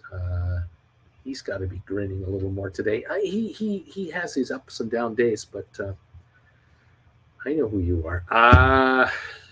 We'll watch that. Cheers, everybody. I'm having my coffee too. Cisco down 42 cents. Pfizer up 22. IBM up 50. Microsoft up 475 to 272. High of the day on Microsoft today, 276. So interesting stuff to watch there. ME 252 up down a half a penny. Rocket Lab down 5 cents. Matterport down 4. SmartRent down a half a penny. Spire down 1 penny. Not much going on there. Not much in the way of carnage. Who cares says, I am thumbs up 165. Bruce, you need 35 more for 200, and we're getting you there. By hook or by crook, we're going to get you the 200 thumbs ups this morning. 166 are in the house. Thank you all for helping out. If you are hanging around, you're one of the 258 people here, do me a favor, hit the thumbs up button. We want to hit 200 as soon as possible. Anything over that is gravy every day. Thank you so much for your help. Wing Commander, I was talking to some folks, Uncle Bruce, about a stock we all own. They were saying that they were going to sell to cash in. I tried to tell them to write covered calls against it. They would not listen. There you go. Wing, I guess you can lead a horse to water, but you can't make him drink it. There you go, Wing Commander, or some other analogy that's more appropriate. I hear you, my friend. You're right. Absolutely right. Just reading from an OCC report, says Brian, Goldman Sachs has 51 trillion in derivatives. Scary. Their actual assets are $625 billion. Sounds like a disaster waiting to happen. This is not uncommon. This is, you multiply that by 20 institutions globally, and we're talking about 1,000 trillion against pennies. Yeah, the leverage in the derivatives market is just unbelievable, and it's all unregulated. No reporting required. You don't have to declare to the SEC or any financial entity all this stuff. All of this stuff can be kept off the books pretty well, especially in certain jurisdictions. There is nothing. It's the Wild West. And yes, why do we see wild swings in the stock market? Because when you have trillions of dollars of leverage being played against a stock market of billions of dollars an hour changing hands, there's no comparison in size. And there are trillions of dollars like this, certainly on the bond market and currencies. And there's definitely trillions in the stock market too. Yes, absolutely right. It is scary. Home skillet covered calls can be a great exit strategy, Wing Commander. Brian, Wing Commander, maybe you should do a shotgun type of wedding to force them to sell their covered calls. Do you own a shotgun? We're only down 30 on the Dow right now. Maybe there's some derivatives trading going on here. Royal Caribbean stock price target raised to 70 from 40 at Bank of America. I wonder how many billions of dollars of bonds Bank of America has helped Royal Caribbean raise over the last 2 years, and that's why they're doing this. It's ridiculous. It's upgraded from to neutral from underperform at Bank of America. We're talking idiots over there. Bank of America, you don't know what you're doing. You don't have no idea what you're up to over there. These cruise lines are so precarious. The thinking here is that, well, nothing's going to hurt us now. The pandemic is over and everything's great. Except what if oil goes to $110 a barrel? The cruise lines are going to start losing real money there because of the amount of crude they use. What about inflation at 5, 7, 8, 12%, depending on where in the world you are? That's killing them. They're not a bargoon anymore for a vacation. They're not the bargoon they used to be, I'll tell you that. I am not so sure about that. The other thing, too, is we're talking about interest rates, topping out soon in the 5, 5.25, 5.5 range for the Federal Reserve rate. But Royal Caribbean and Carnival and Norwegian, they're going to be borrowing money at 8, 9, 10, 12% for years. All of Royal Caribbean stock will be rolled over the next 2 to 3 years, and it'll all be newly minted debt since 2022 in about 3 years from now. By 2025, all of Royal Caribbean's 18, 19, 20, and 21 debt will be now into the 23, 24, 25, 26, up to 2030 at current rates. So all of the debt that Royal Caribbean has is going to get more expensive because they have debts that they're paying off that are maturing. They had borrowed at 2.5% to 3.5%. Now they're borrowing at 8 to 10% to pay off that debt. They're rolling it over at a much higher interest rate. All of Royal Caribbean's debt will be rolled over at that level, all of it, and there'll be more borrowed because I've just told you they're losing 1.2 billion, 100 million a month. They're losing. They need 100 million a month of more money at 8, 9, 10% interest. That's 8 million to 10 million in interest added to the company for every month that they're in business. Does it make sense? If they're paying 10 million a month more in interest on what they're losing, that's 120 million in interest. It's staggeringly stupid. It is just yikes. When you lose $1.2 billion and you spend 10% interest to carry that loss, that's 120 million a year more in interest than they're paying already. Why is the stock being upgraded to 70? No idea. It is a fool's paradise to think that this thing is going to stick around here. No chance. This stock is worth $15 a share at best. I love going on a cruise. I really do. Jen and I love going on our cruises. But, things have changed. Oh, boy, have things changed. Anyway, there you go. What else is going on? DQ, I am number 174, thumbs up, but a year 26 away from 200. Maria, well, Wing, if they do not know what they are doing and will not join Uncle Bruce, they will probably not do well and blame you. Laugh a lot. Maybe you were lucky. Wing Commander, buddy, I'm German-based. No shotguns here. DQ, I'm a lurker. Wing Commander, if I remember correctly, their reasoning was that the stock topped out. It didn't, by the way. And my stance is if it topped out, that is when you want to sell covered calls. Oh, well, to each his own. Exactly. Wing Commander, I might try the shotgun thing next time. Wing Commander, disclaimer, the shotgun is a metaphor for something forceful. Dude, face. Wing Commander, maybe take him out for currywurst and give him some, talk on Uncle Bruce. I find it difficult to explain covered calls in person. Uncle Bruce does the hard work already.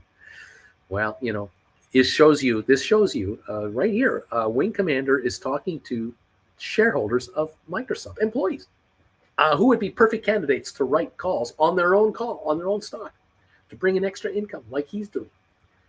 And they're not going to do it. And if this doesn't show you how in a minority you are, the small little group that you're part of, you're option writers, you're joining what the institutions are doing.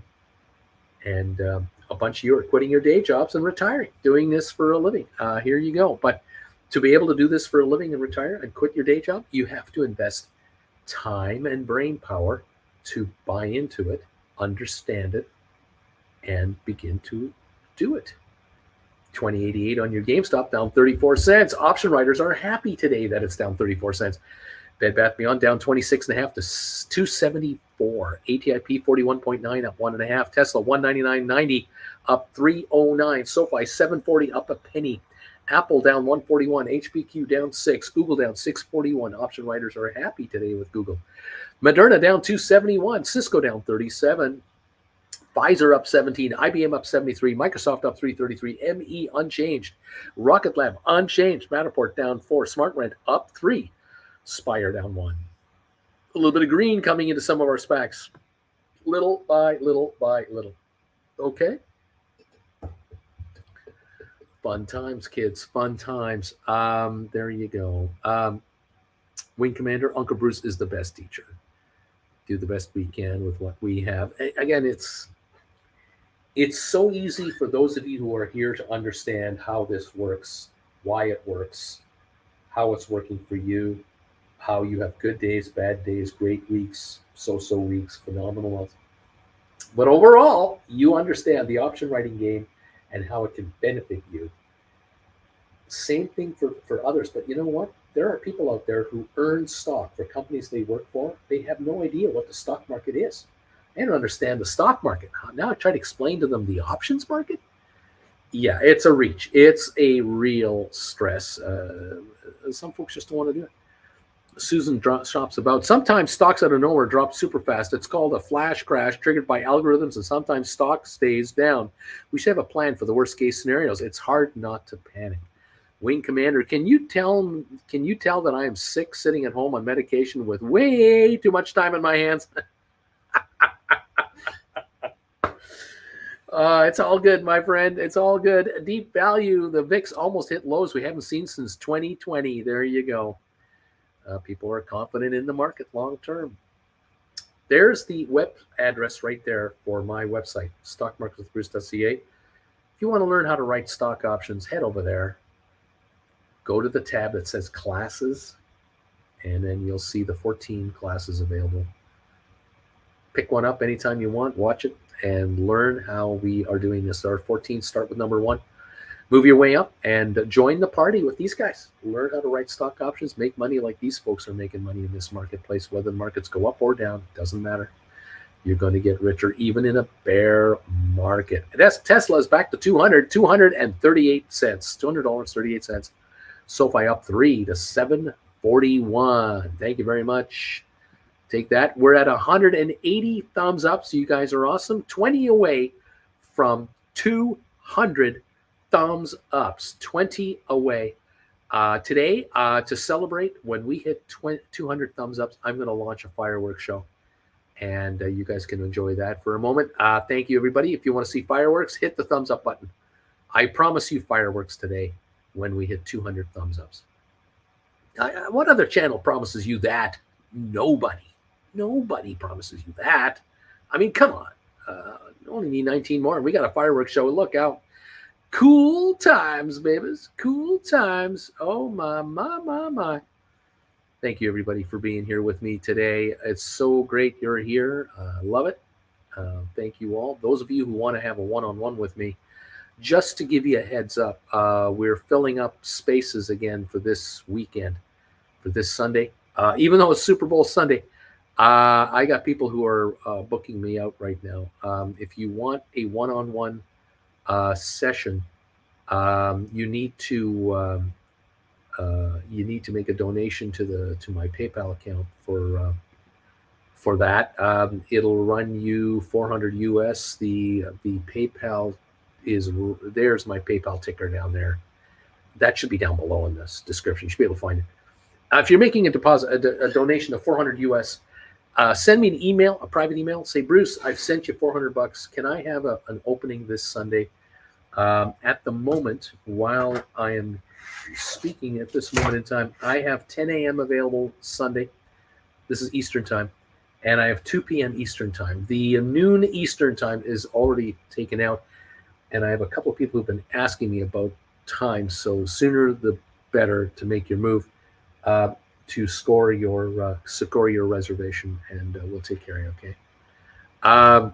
Next week, the 19th, all 3 times are available. 10 in the morning, noon, and 2 in the afternoon, Eastern time are available next week, Sunday. The Sunday after that, I have a booking already. One is gone, only a couple are left. So we're as usual getting people coming through going, I want to have a one-on-one with you, Uncle Bruce. I need to talk to you. And I need to go over some stuff. So fantastic. We'll try to look after you. AZ, I'm number 176. Richard Carlin, neat. Wing Commander, neat. Carvana's up 21%, says, as Deep Value says. Maria Powell, neat. BW, the thumbs ups. DQ, multiple thumbs applied. Deep Value, Carvana halted. Interesting.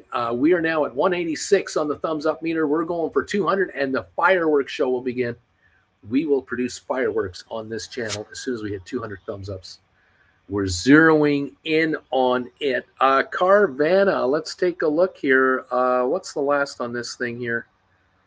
1602 is the last I see. Up 283 a share on 13.9 million. Halted. They're not making money. Could it be a short squeeze? Could be. I don't know. Susan Shops About Bruce takes the nonsense and confusion away from writing options. I think that's what you mean. Plus, he's supported by this awesome group of bagel-eating followers. Keeping all moving parts of stock market to options is priceless. Right on. DH Ruda. Neat. The knee emojis are coming in here. We're at 191 on the thumbs up meter. We only need 9 more thumbs ups, and the fireworks show starts. Oh, I'll throw some knee emojis up for that. Let's go, baby. Neat, neat, neat, neat, neat, neat, neat, neat, neat, neat. Absolutely, everybody. Thank you for joining in on the knee emoji attack and helping out with us all. Appreciate it. DH Ruta Dude is here with the knee emojis. They're coming in. Maria, neat. There, you can't stop the knee emojis. Here we go. They're being unleashed right now on the poor unsuspecting market out there. Deep values there. Zed Estate's throwing thumbs ups out there. We've now got 191 on the thumbs up meter. 9 more, and we are at 200 thumbs ups, and that will fire up the fireworks show. Get ready, everybody. Oh, I know you can't wait. 195. You can't help yourself. You need to see the fireworks show. Everybody wants to see the fireworks show. Who doesn't want to see fireworks? I mean, come on. Moonman Moo, thank you for the knee emojis. Deep value is here. Low blast. 2 years ago, I paid the $400 for a live class.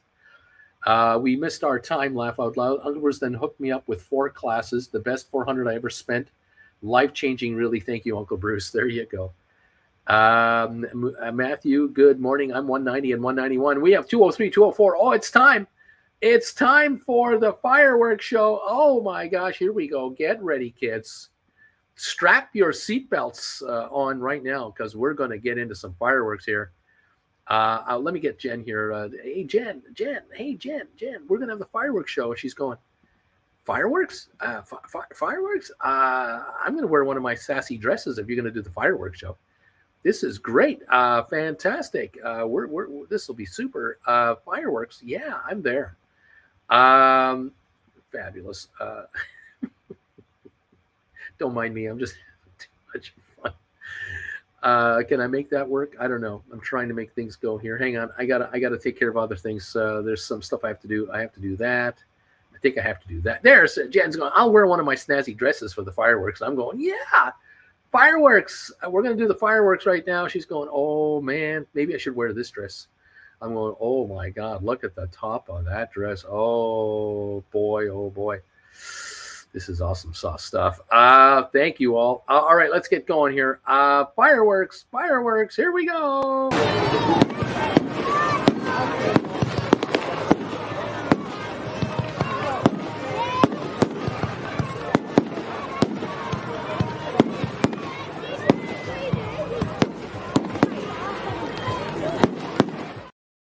Yeah. Oh, yeah. Look at that. You got to love this. Fireworks, man. Jen and I are stunned, as you can plainly see. Here's some more. Let's do some more. Fireworks, baby. Here we go.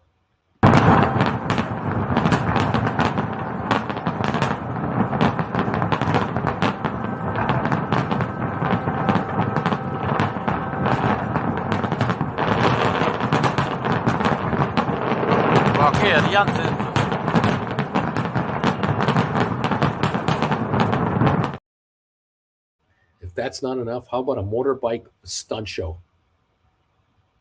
Yeah, man. Oh, baby. There's Beach Boy and Alberto putting on a show for us. Boy, those guys are incredible. How about a kitten? Oh.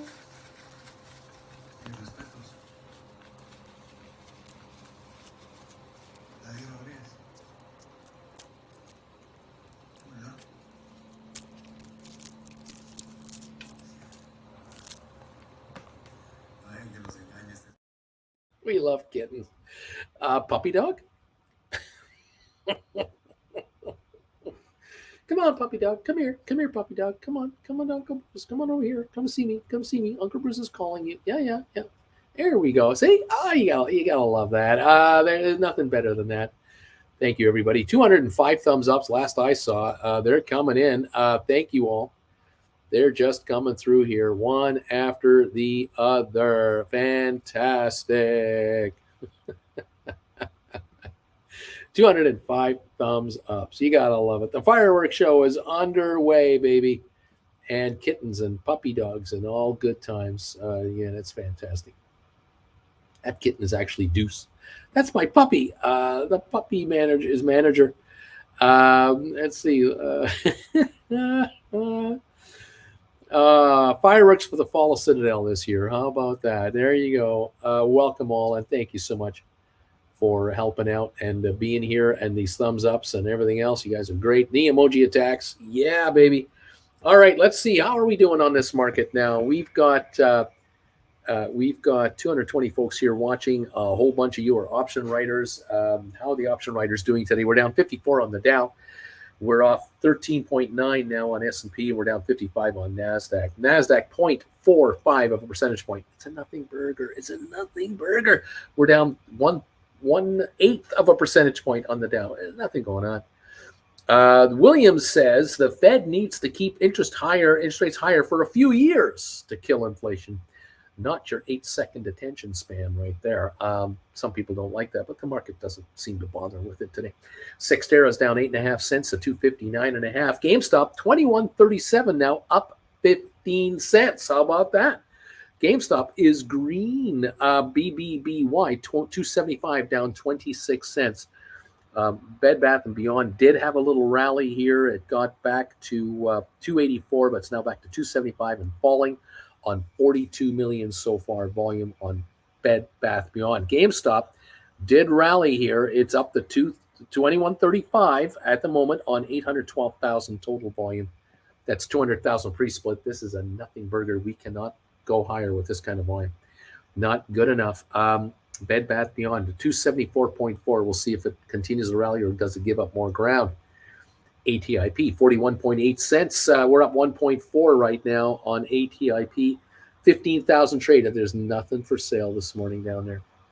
Tesla 202.21 up 540. We have to let Tesla have a little run. You got to let it break through 2 and see what it wants to do. The question is, can it hold 2 or will it get back to the 175.80 range and filter between 175, 200? Is it going to hang around there for a while? We'll find out. Okay. Let's see. What else is going on?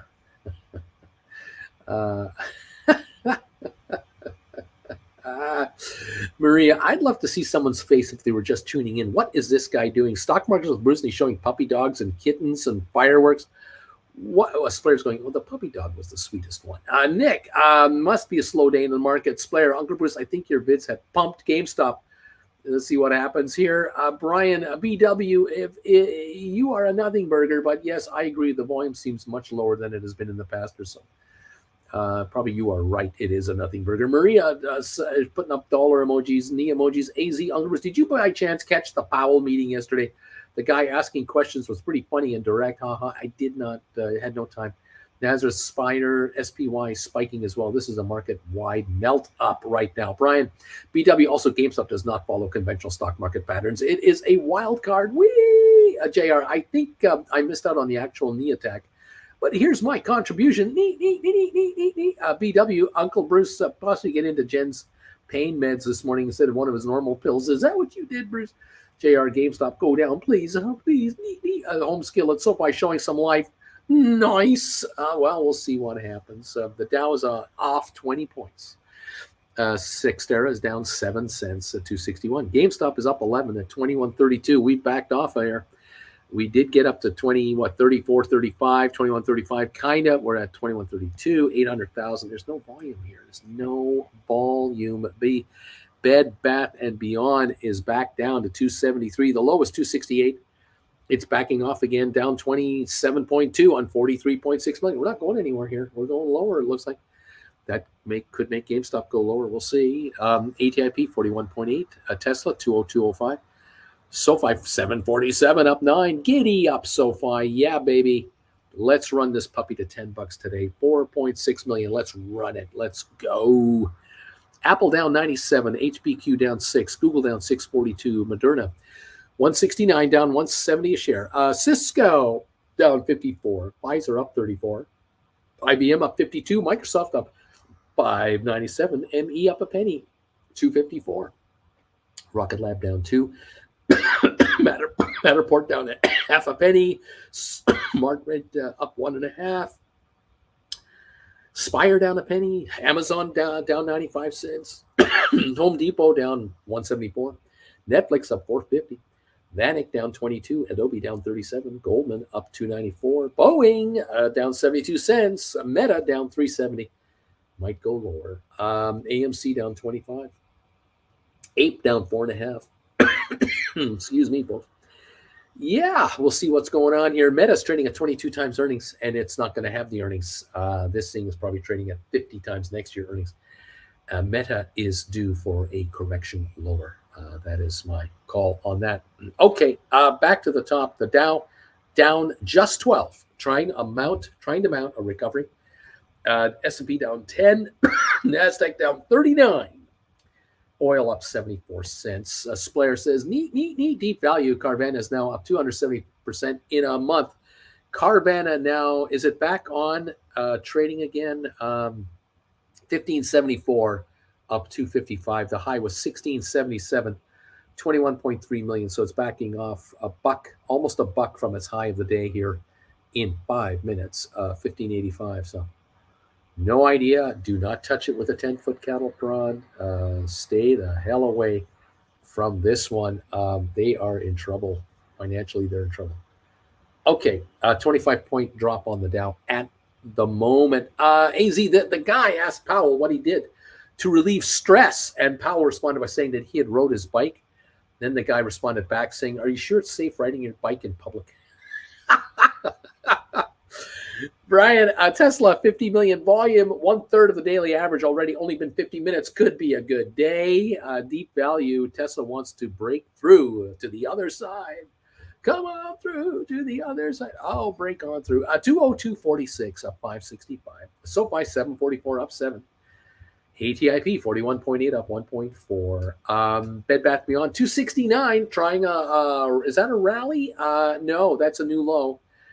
268, 269, new low of the day on Bed Bath & Beyond, down 31 cents on 45.7 million. It's a bad day over there. GameStop, 21.38, only up 16 cents, but it is at 21.38, kind of green, but 865,000. There's not a lot of volume there. And down goes Bed Bath & Beyond, 269, down 31 cents. All right. See what gives. We'll follow it all. Amazing. Thank you all for popping in here, hanging out.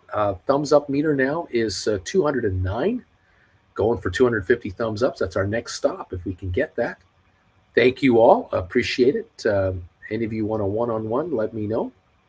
And we'll go from there, everybody. Thank you for being part of this channel today and following this old YouTuber. Appreciate it. Fantastic. If any of you are sending me emails during the show, I'll get to you after the show's over. Try to get back to you guys. Matthew, I will send you a link to a lesson you needed. I'll get you looked after, sir. Just bear with me as I wait for my break. We'll go from there, okay? Yeah, baby, we're down 51 on the Dow. Little sell-off. Little wave of selling here. Okay. Cheers, everybody.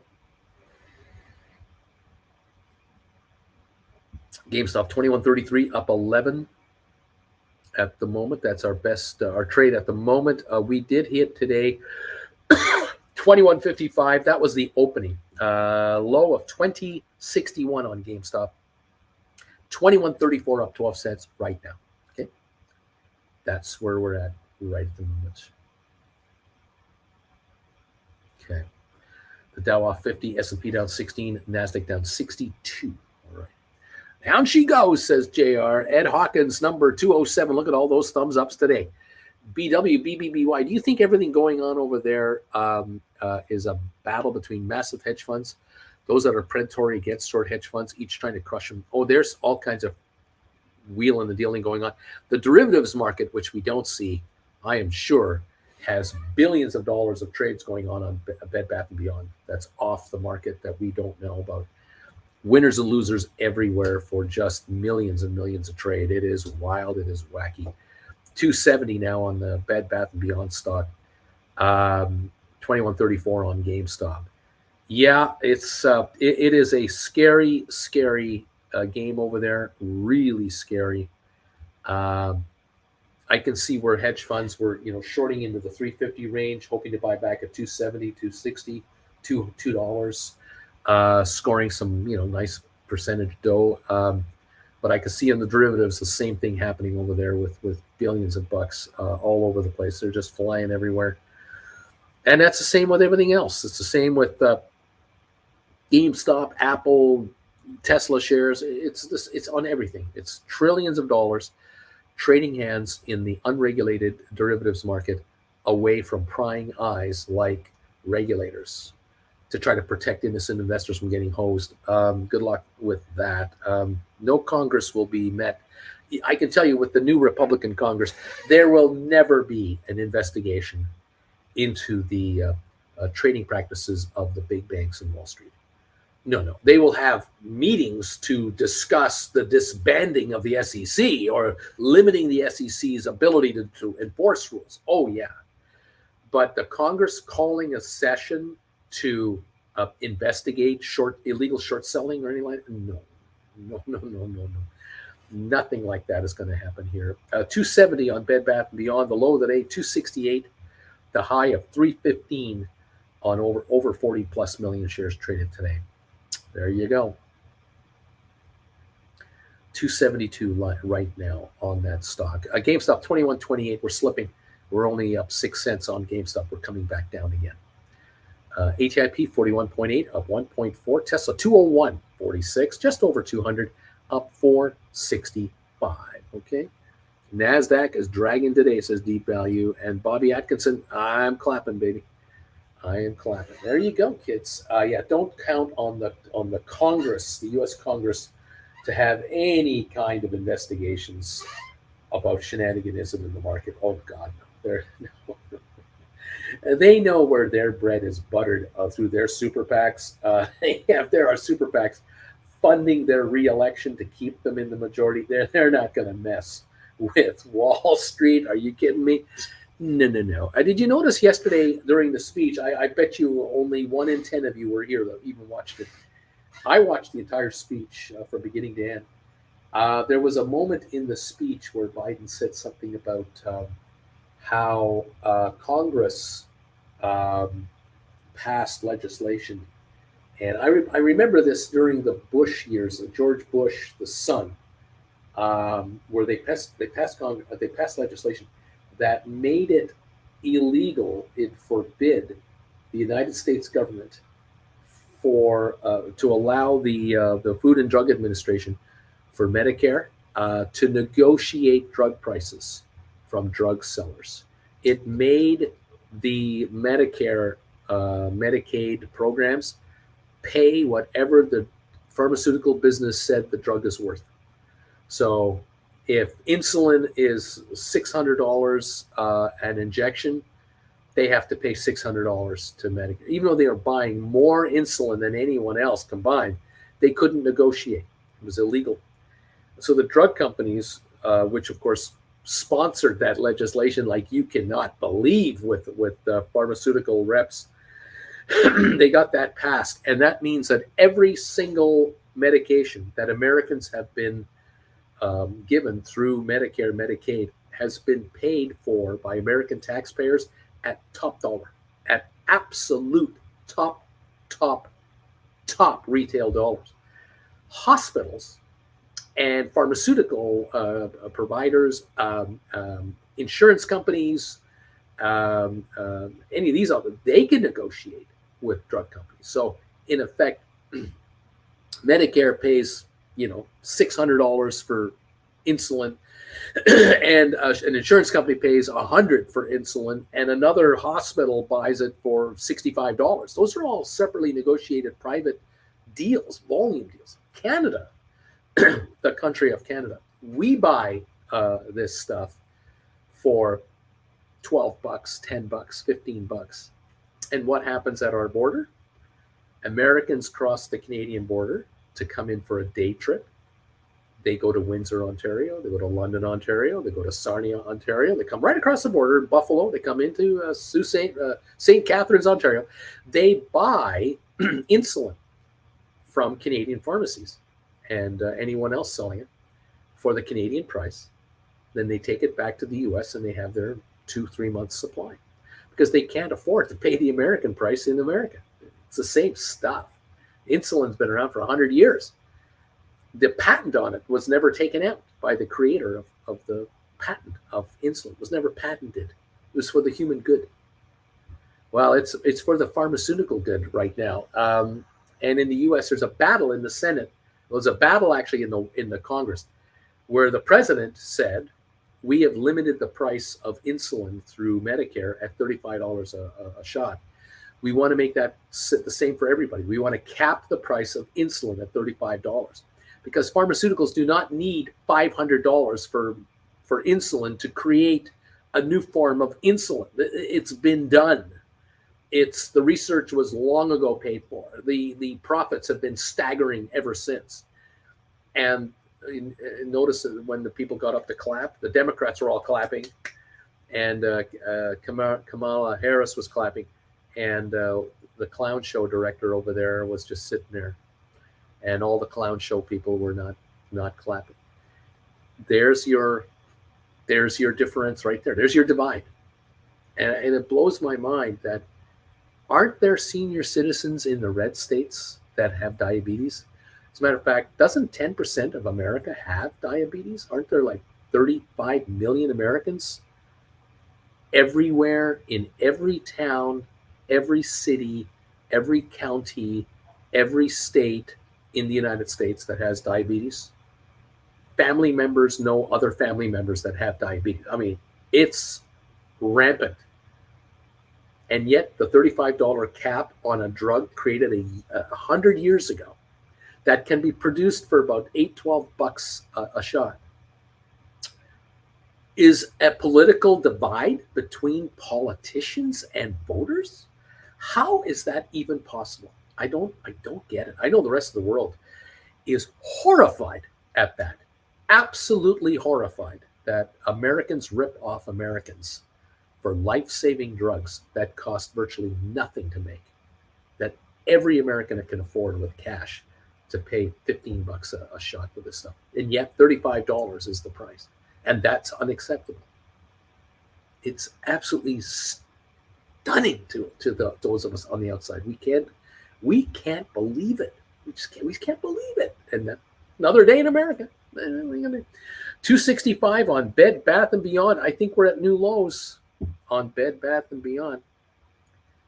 Maybe Bed Bath & Beyond should sell insulin for like $35 a thing. They should negotiate with drug companies to buy massive amounts of insulin for insulin patients at $30 a shot and offer it for $35 in their stores.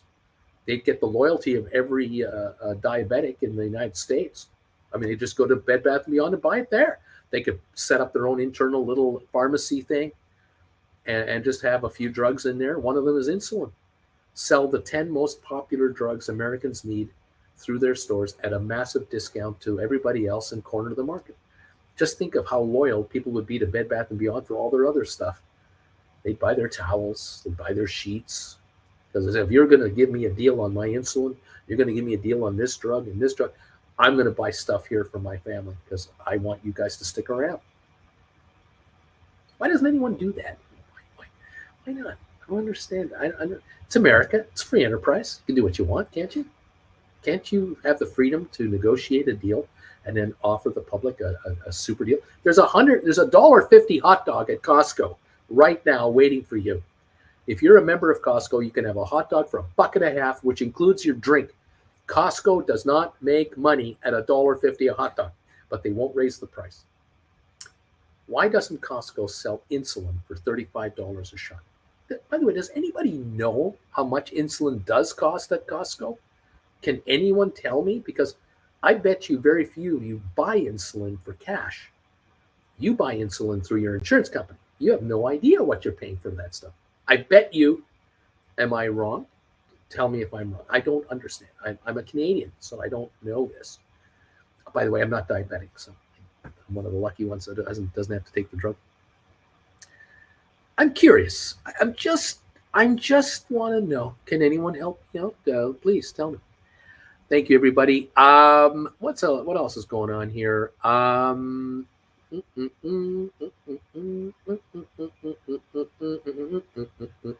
the Congress seem extra rowdy this time? Maybe they gave Obama a hard time from time to time. Financial Mischief just sold a GameStop July 23rd, $19 call for $5.40, Bruce. It's worth $2 a contract. I got $5.40 for it for July. Nice. Goyote, woohoo, America. Alberto, see y'all this afternoon. New Mexican spot for authentic tacos. No bagel for me today. Fill them pockets, bagel gang. Brian, Financial Mischief, that is yummy. JR, you got to go to New Mexico to get authentic tacos. Wow, they must be good. Take some pics, Alberto. Maria, Financial Mischief, thanks for sharing. I am looking to sell some now. Goyote, I knew multiple people who had to use dog insulin at times here in the South. My dad had diabetes, says Coyote. Alberto JR, I will do. Financial Mischief just sold a July 23rd, 18 as well for $5.81. Maria, you're welcome. Financial Mischief, disregard that double as well. Hands moving faster than the brain right now. Alberto, greedy American way. My son is a diabetic and I contribute monthly to his insulin cost. This is wrong. This is wrong. Zach, every what is this? Had a sweet tea from the Waffle House, diabetes in the cup. Coyote, there's so much profit. You can corner a market on something someone needs to survive on. Dean, 37.3 million people have diabetes. That's 11.3 of the U.S. population. Dude, still waiting for a bite on my stink bit. JG, 211 thumbs up. I'm number 37. Uncle Bruce, I'm 37, Uncle Bruce. I've been a Gold Bagel member since you started. Don't have as much to invest as others. Hearing gains others makes gives me confidence, and learn patience is king. I'm very grateful for you. JG, you're doing great. This is great. I'm so glad you're here. Way to go, pal. JR, the rowdiest person I saw in Progress was wearing a white fur coat that looked like it had a feather boa attached to it. Amazing. Cindy B, you can buy it over the counter at Meyer. Is that right? I think we went to Walmart for insulin for our dog. $10. Coyote, yeah, dog insulin is cheap. Corporations completely pillaged this company. Unbelievable. Yeah, I'd love to know what does insulin cost at Costco if you were to buy it for cash? What does it cost at Walmart? What does it cost at Walgreens? What does it cost at CVS? What do these pharmacies charge for this stuff? Say a month's supply of insulin or something like that. I'd be curious. But again, I don't understand the pharmaceutical business. I'm not in it. I'm not, never have been. So I'm completely, out there. But you got to wonder how Americans tolerate. How do Americans tolerate getting ripped off? Whether you're Republican or Democrat, it doesn't matter. You're getting ripped off. Why do you guys take this? I don't get it. I don't know how the pharmaceuticals have the guts to do, other than they have the lobbyists in Washington to give them the power to do it. I suppose, that would be it. There's lobbyists all over Washington for everything: airlines, guns, insurance companies, auto companies, drug companies, everything. So anyway, if you ever want to watch an interesting movie, and I don't want to rile you up, but you might know of Michael Moore. Michael Moore is kind of a heavyset guy, and he's done movies. He did one about the drug business back in 2000 and maybe 5 or something like that. And he compared the healthcare system in Canada, Great Britain, like the United Kingdom, France, USA. I'm trying to remember where else. He had like a number of countries that he went to compare the drug thing. And then he did a feature on the Congress, how the Congress had voted to make it illegal for Medicare to negotiate drug prices. And the Republican-led House of Congress at that time.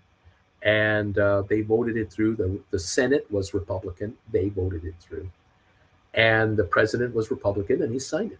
And George W. Bush ended up costing the American public and the American taxpayer collectively now trillions of dollars in extra money that didn't have to be spent, all to the drug companies, so that those top board of directors Those top 1%ers at the drug companies, and they have tens of thousands of employees, some of these outfits, those private jets keep flying those guys and girls to the Masters every year, to the Kentucky Derby, to the Indianapolis 500. They are flown everywhere they want to go in Lear jets, in Gulfstream jets, in the lap of utter luxury because it's illegal for the US government to negotiate drug prices. And it is the perfect scam. But in that movie, what he did was he pointed out all the people in Congress, and within 3 to 5 years, a huge number of the Republican voting House members were now lobbyists for the drug companies. They all, not all, but a huge number took massive lobbying jobs from this pharmaceutical business. They were all bought off. And he covered this. He said, this is years ago. Let's see what happened since then. And then he started pointing, this person gets 200,000 a year. This one makes 400,000 a year. This one does speeches to doctors for pharmaceutical companies. They have titles and they have jobs. They get free plane rides with these guys, and on and on and on and on and on and on. You ever want to see that movie? You want to get your blood boiling? Watch that movie sometime. There you go. Just saying. Just give it a look. It's okay. Just give it a look. Robert Benson, number 215. I meant country, not a company. Completely pillaged this country, says Coyote. I hear you, buddy. Robert, number 215. Susan, with 25% of Americans on antidepressants, Prozac, their minds are dulled and most unaware of what's really going on behind the scenes. This is how we tolerate getting ripped off. Christina, at Costco here, it is $278. At Walgreens, $285. Coyote, and it helped me and changed my life, says Coyote. Loboblast Sicko is what it's called. That's right, Loboblast, great documentary. Coyote just saying, says Coyote. Fool of a Took, Susan shops about Soma. No, don't need. Splair, before I forget, is someone in Oak Health? Karim, talk about ripping people off. The bank charges you $35 if you overdraft by a penny. It's unreal. Rose, thank you, Rose, for donation on PayPal. Thank you very much. It just came through. Thank you so much. Coyote, my antidepressant meds were $300 to $400 a month before they finally came out with a generic, says Coyote. Splair, OSH seems to be acquired in a $10 billion deal. Alberto, Karim, buy the bank stocks and write covered calls. Have them pay back the cost to you. Dean, Sicko is the movie. That's right. I found it informative. And he comes to Canada. He walks into a hospital and he says, where's your cashier's office? And they go, what? I said, well, if I come in for surgery, I want to know where I pay for it. And they said, we don't have a cashier office. Oh, well, do you just invoice me? Do you just send me a bill in the mail? No. Don't you have like an invoice department? No. Then he went to Britain in the UK and he just talked to a couple that had a baby. So how much did this cost you to have your baby? Congratulations. Nothing. Well, don't you have to pay like half the cost or, the first $1,000 or, no. It was pretty interesting. It was a movie that he did it, 15, 20 years ago. I can't remember. It's been a while. Alberto, I write cover calls on insurance companies, which pay back the insurance costs. Not much premiums, but enough to cover their costs. Flint, I was diagnosed in November. I haven't had a bagel since. I am not on insulin. I am supplementing and eating well. I swam 1/3 of a mile last night. Monk, fruit, sugar is a game changer. Christina, Uncle Bruce, did you see the time? You're missing your nap. A fool of a took. Soma was a drug everyone took in the book Brave New World. Soma. Oh, okay. Susan shops about 94-year-old dad is diabetic type 2. He pays $20,000 a year for his medications. $20,000 a year. He's almost out of money now. Drug companies are milking our seniors, and most of the drugs to treat one disease causes cancer later. JL Mark, human insulin costs $25 per vial at Costco. I've been on insulin for 25 years. The newer insulins are so much better. It's smoother that we don't Want the old one now. Coyote, Mark, yeah, the cheap insulin is the old chemical formula and not nearly as effective. It's not really a good alternative at this point. JL Mark, it's smoother, he says, i.e. smoother. Susan, my dad's $20,000 medications are after Medicare Part D. It's such a shame. This is unbelievable. I just can't believe it. We don't have that in Canada. We don't know. Oh no. Oh my God. That's incredible. I saw an interesting study that vitamin D can help prevent diabetes. Unbelievable. Yeah, the depressants and all the other meds. You just think about the top 10 selling medications in America. If you had a discount retailer, just concentrate on those. Is it any wonder why Americans cross the Mexican border to buy drugs? Is it any wonder? They bring back billions of dollars of drugs coming back to America. It's incredible. It is just utterly mind blowing to me. And I'm a free enterpriser. I mean, I love free enterprise. It's ridiculous. JL Mark, human insulin was the first one developed after pig insulin. Coyote, Americans are cool with this, which is wild. Bobby, I liked it when he went to Cuba. That's right. He went to Cuba and somebody needed treatment for something and they just walked into a hospital and they said, well, come with us and we'll take care of you. They couldn't believe that this guy couldn't get treatment in America. They couldn't believe it. It cost you money? No. Come on into Cuba. We'll take care of you. Third world country, free healthcare. Good God, $20,000 a year for insulin. That's repulsive. I don't understand why in a country where people can make $1 billion or more in a year, people can't have free healthcare. It's disgusting. Bobby Atkinson, month worth of meds, 5 cents. That's right. In Cuba, a month worth of meds is 5 cents. Lorraine, I watched the State of the Union, said Lorraine. Yeah, I did too. It's just mind-boggling to us. Again, we're on the outside though, looking in. We're, now I'm the guy. Hey, I'm the guy. Hello, that took my wife, my Jennifer Aniston lookalike wife, and brought her here. We came down here and we took her to the Eisenhower Medical Center to get a hip replacement. Okay, so I'm from Canada where we have free Medicare, free healthcare, but I took her in to get treatment because that is an elective surgery. That is not a heart bypass that needs to be done now or you die. This is a hip replacement that is elective. And instead of waiting 3 more years where Jen was in constant pain and taking Tylenol every day and just, not good. We took matters into our own hands and we paid cash to get it done. I am not adverse to that. I'm not opposed to it. I only wish that the system in my country were able to handle it, but right now they're not able to handle it. And that's the issue. Canadians bitch too. Don't think it's Shangri-La anywhere else. It's not perfect anywhere. It's not perfect in Switzerland. It's not perfect in Germany. It's not perfect in Cuba.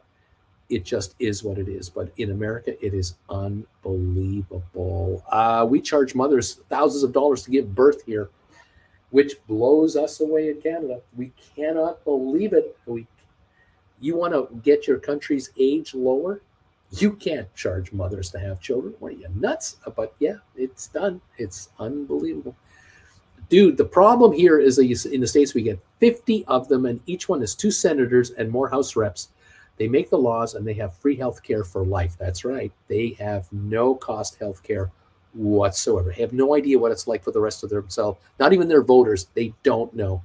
I'll gladly pay an extra 5% a year so kids have free education from kindergarten to college, and anyone can go to the doctor for free. There should be no such thing as elective surgery if there's pain. I agree with that. Coyote, why aren't people having kids? You wonder why not? Why aren't they having kids? Gee, I wonder. Isn't that something? Anyway, all right. I've been on the air too long, and I got you all riled up. Okay, good. We're down 59 on the Dow. GameStop 21.33 up 11 cents. Bed Bath Beyond 264 down 37. ATIP up a penny at 41.4. Tesla $200.34 up 353. Look at the SoFi. It's down 4 cents again. Come on, SoFi, you can go higher. Apple down 169. HPQ down 22. Google down 785, 788 now. Moderna down 278 to 168.28. Cisco down 62.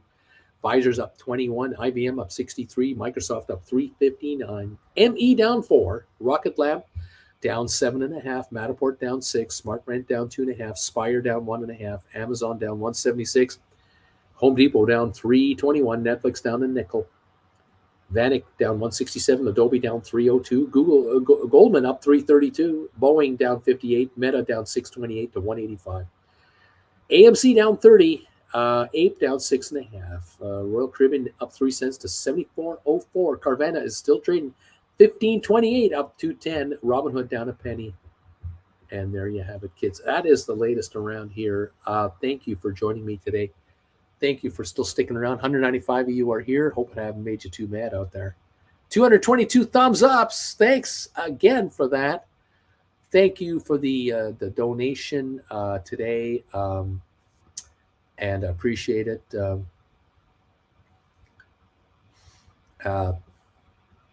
Fantastic. Okay. Rose, thank you, and I'll get back to you on your email. I'll take care of that here in a little bit. Thank you so much. And thank you, all of you who are looking for a class and looking for a get-together for a one-on-one. Let me know. We'll take care of you. We'll get you looked after. In the meantime, I'll join you this afternoon at 3 o'clock, okay? We'll be here at 3 this afternoon for the final hour of trading today. And we'll get through the day today and see if we can get you any richer than you already are. 223 thumbs ups are in the house. Thank you very, very much. And we'll catch you also tonight at 8 o'clock Eastern time for Gold Bagel members. Those folks there, if you're a Gold Bagel member, you'll get the alert later today.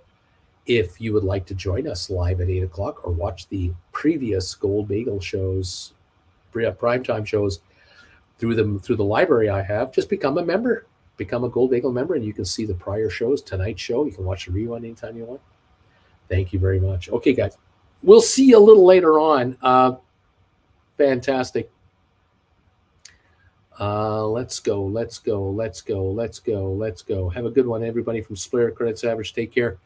Dude, everyone, good luck, and let's get going here. Thank you all for popping in and seeing me. And I'll see you this afternoon at 3 o'clock for the final hour, okay? Thank you. Bye for now.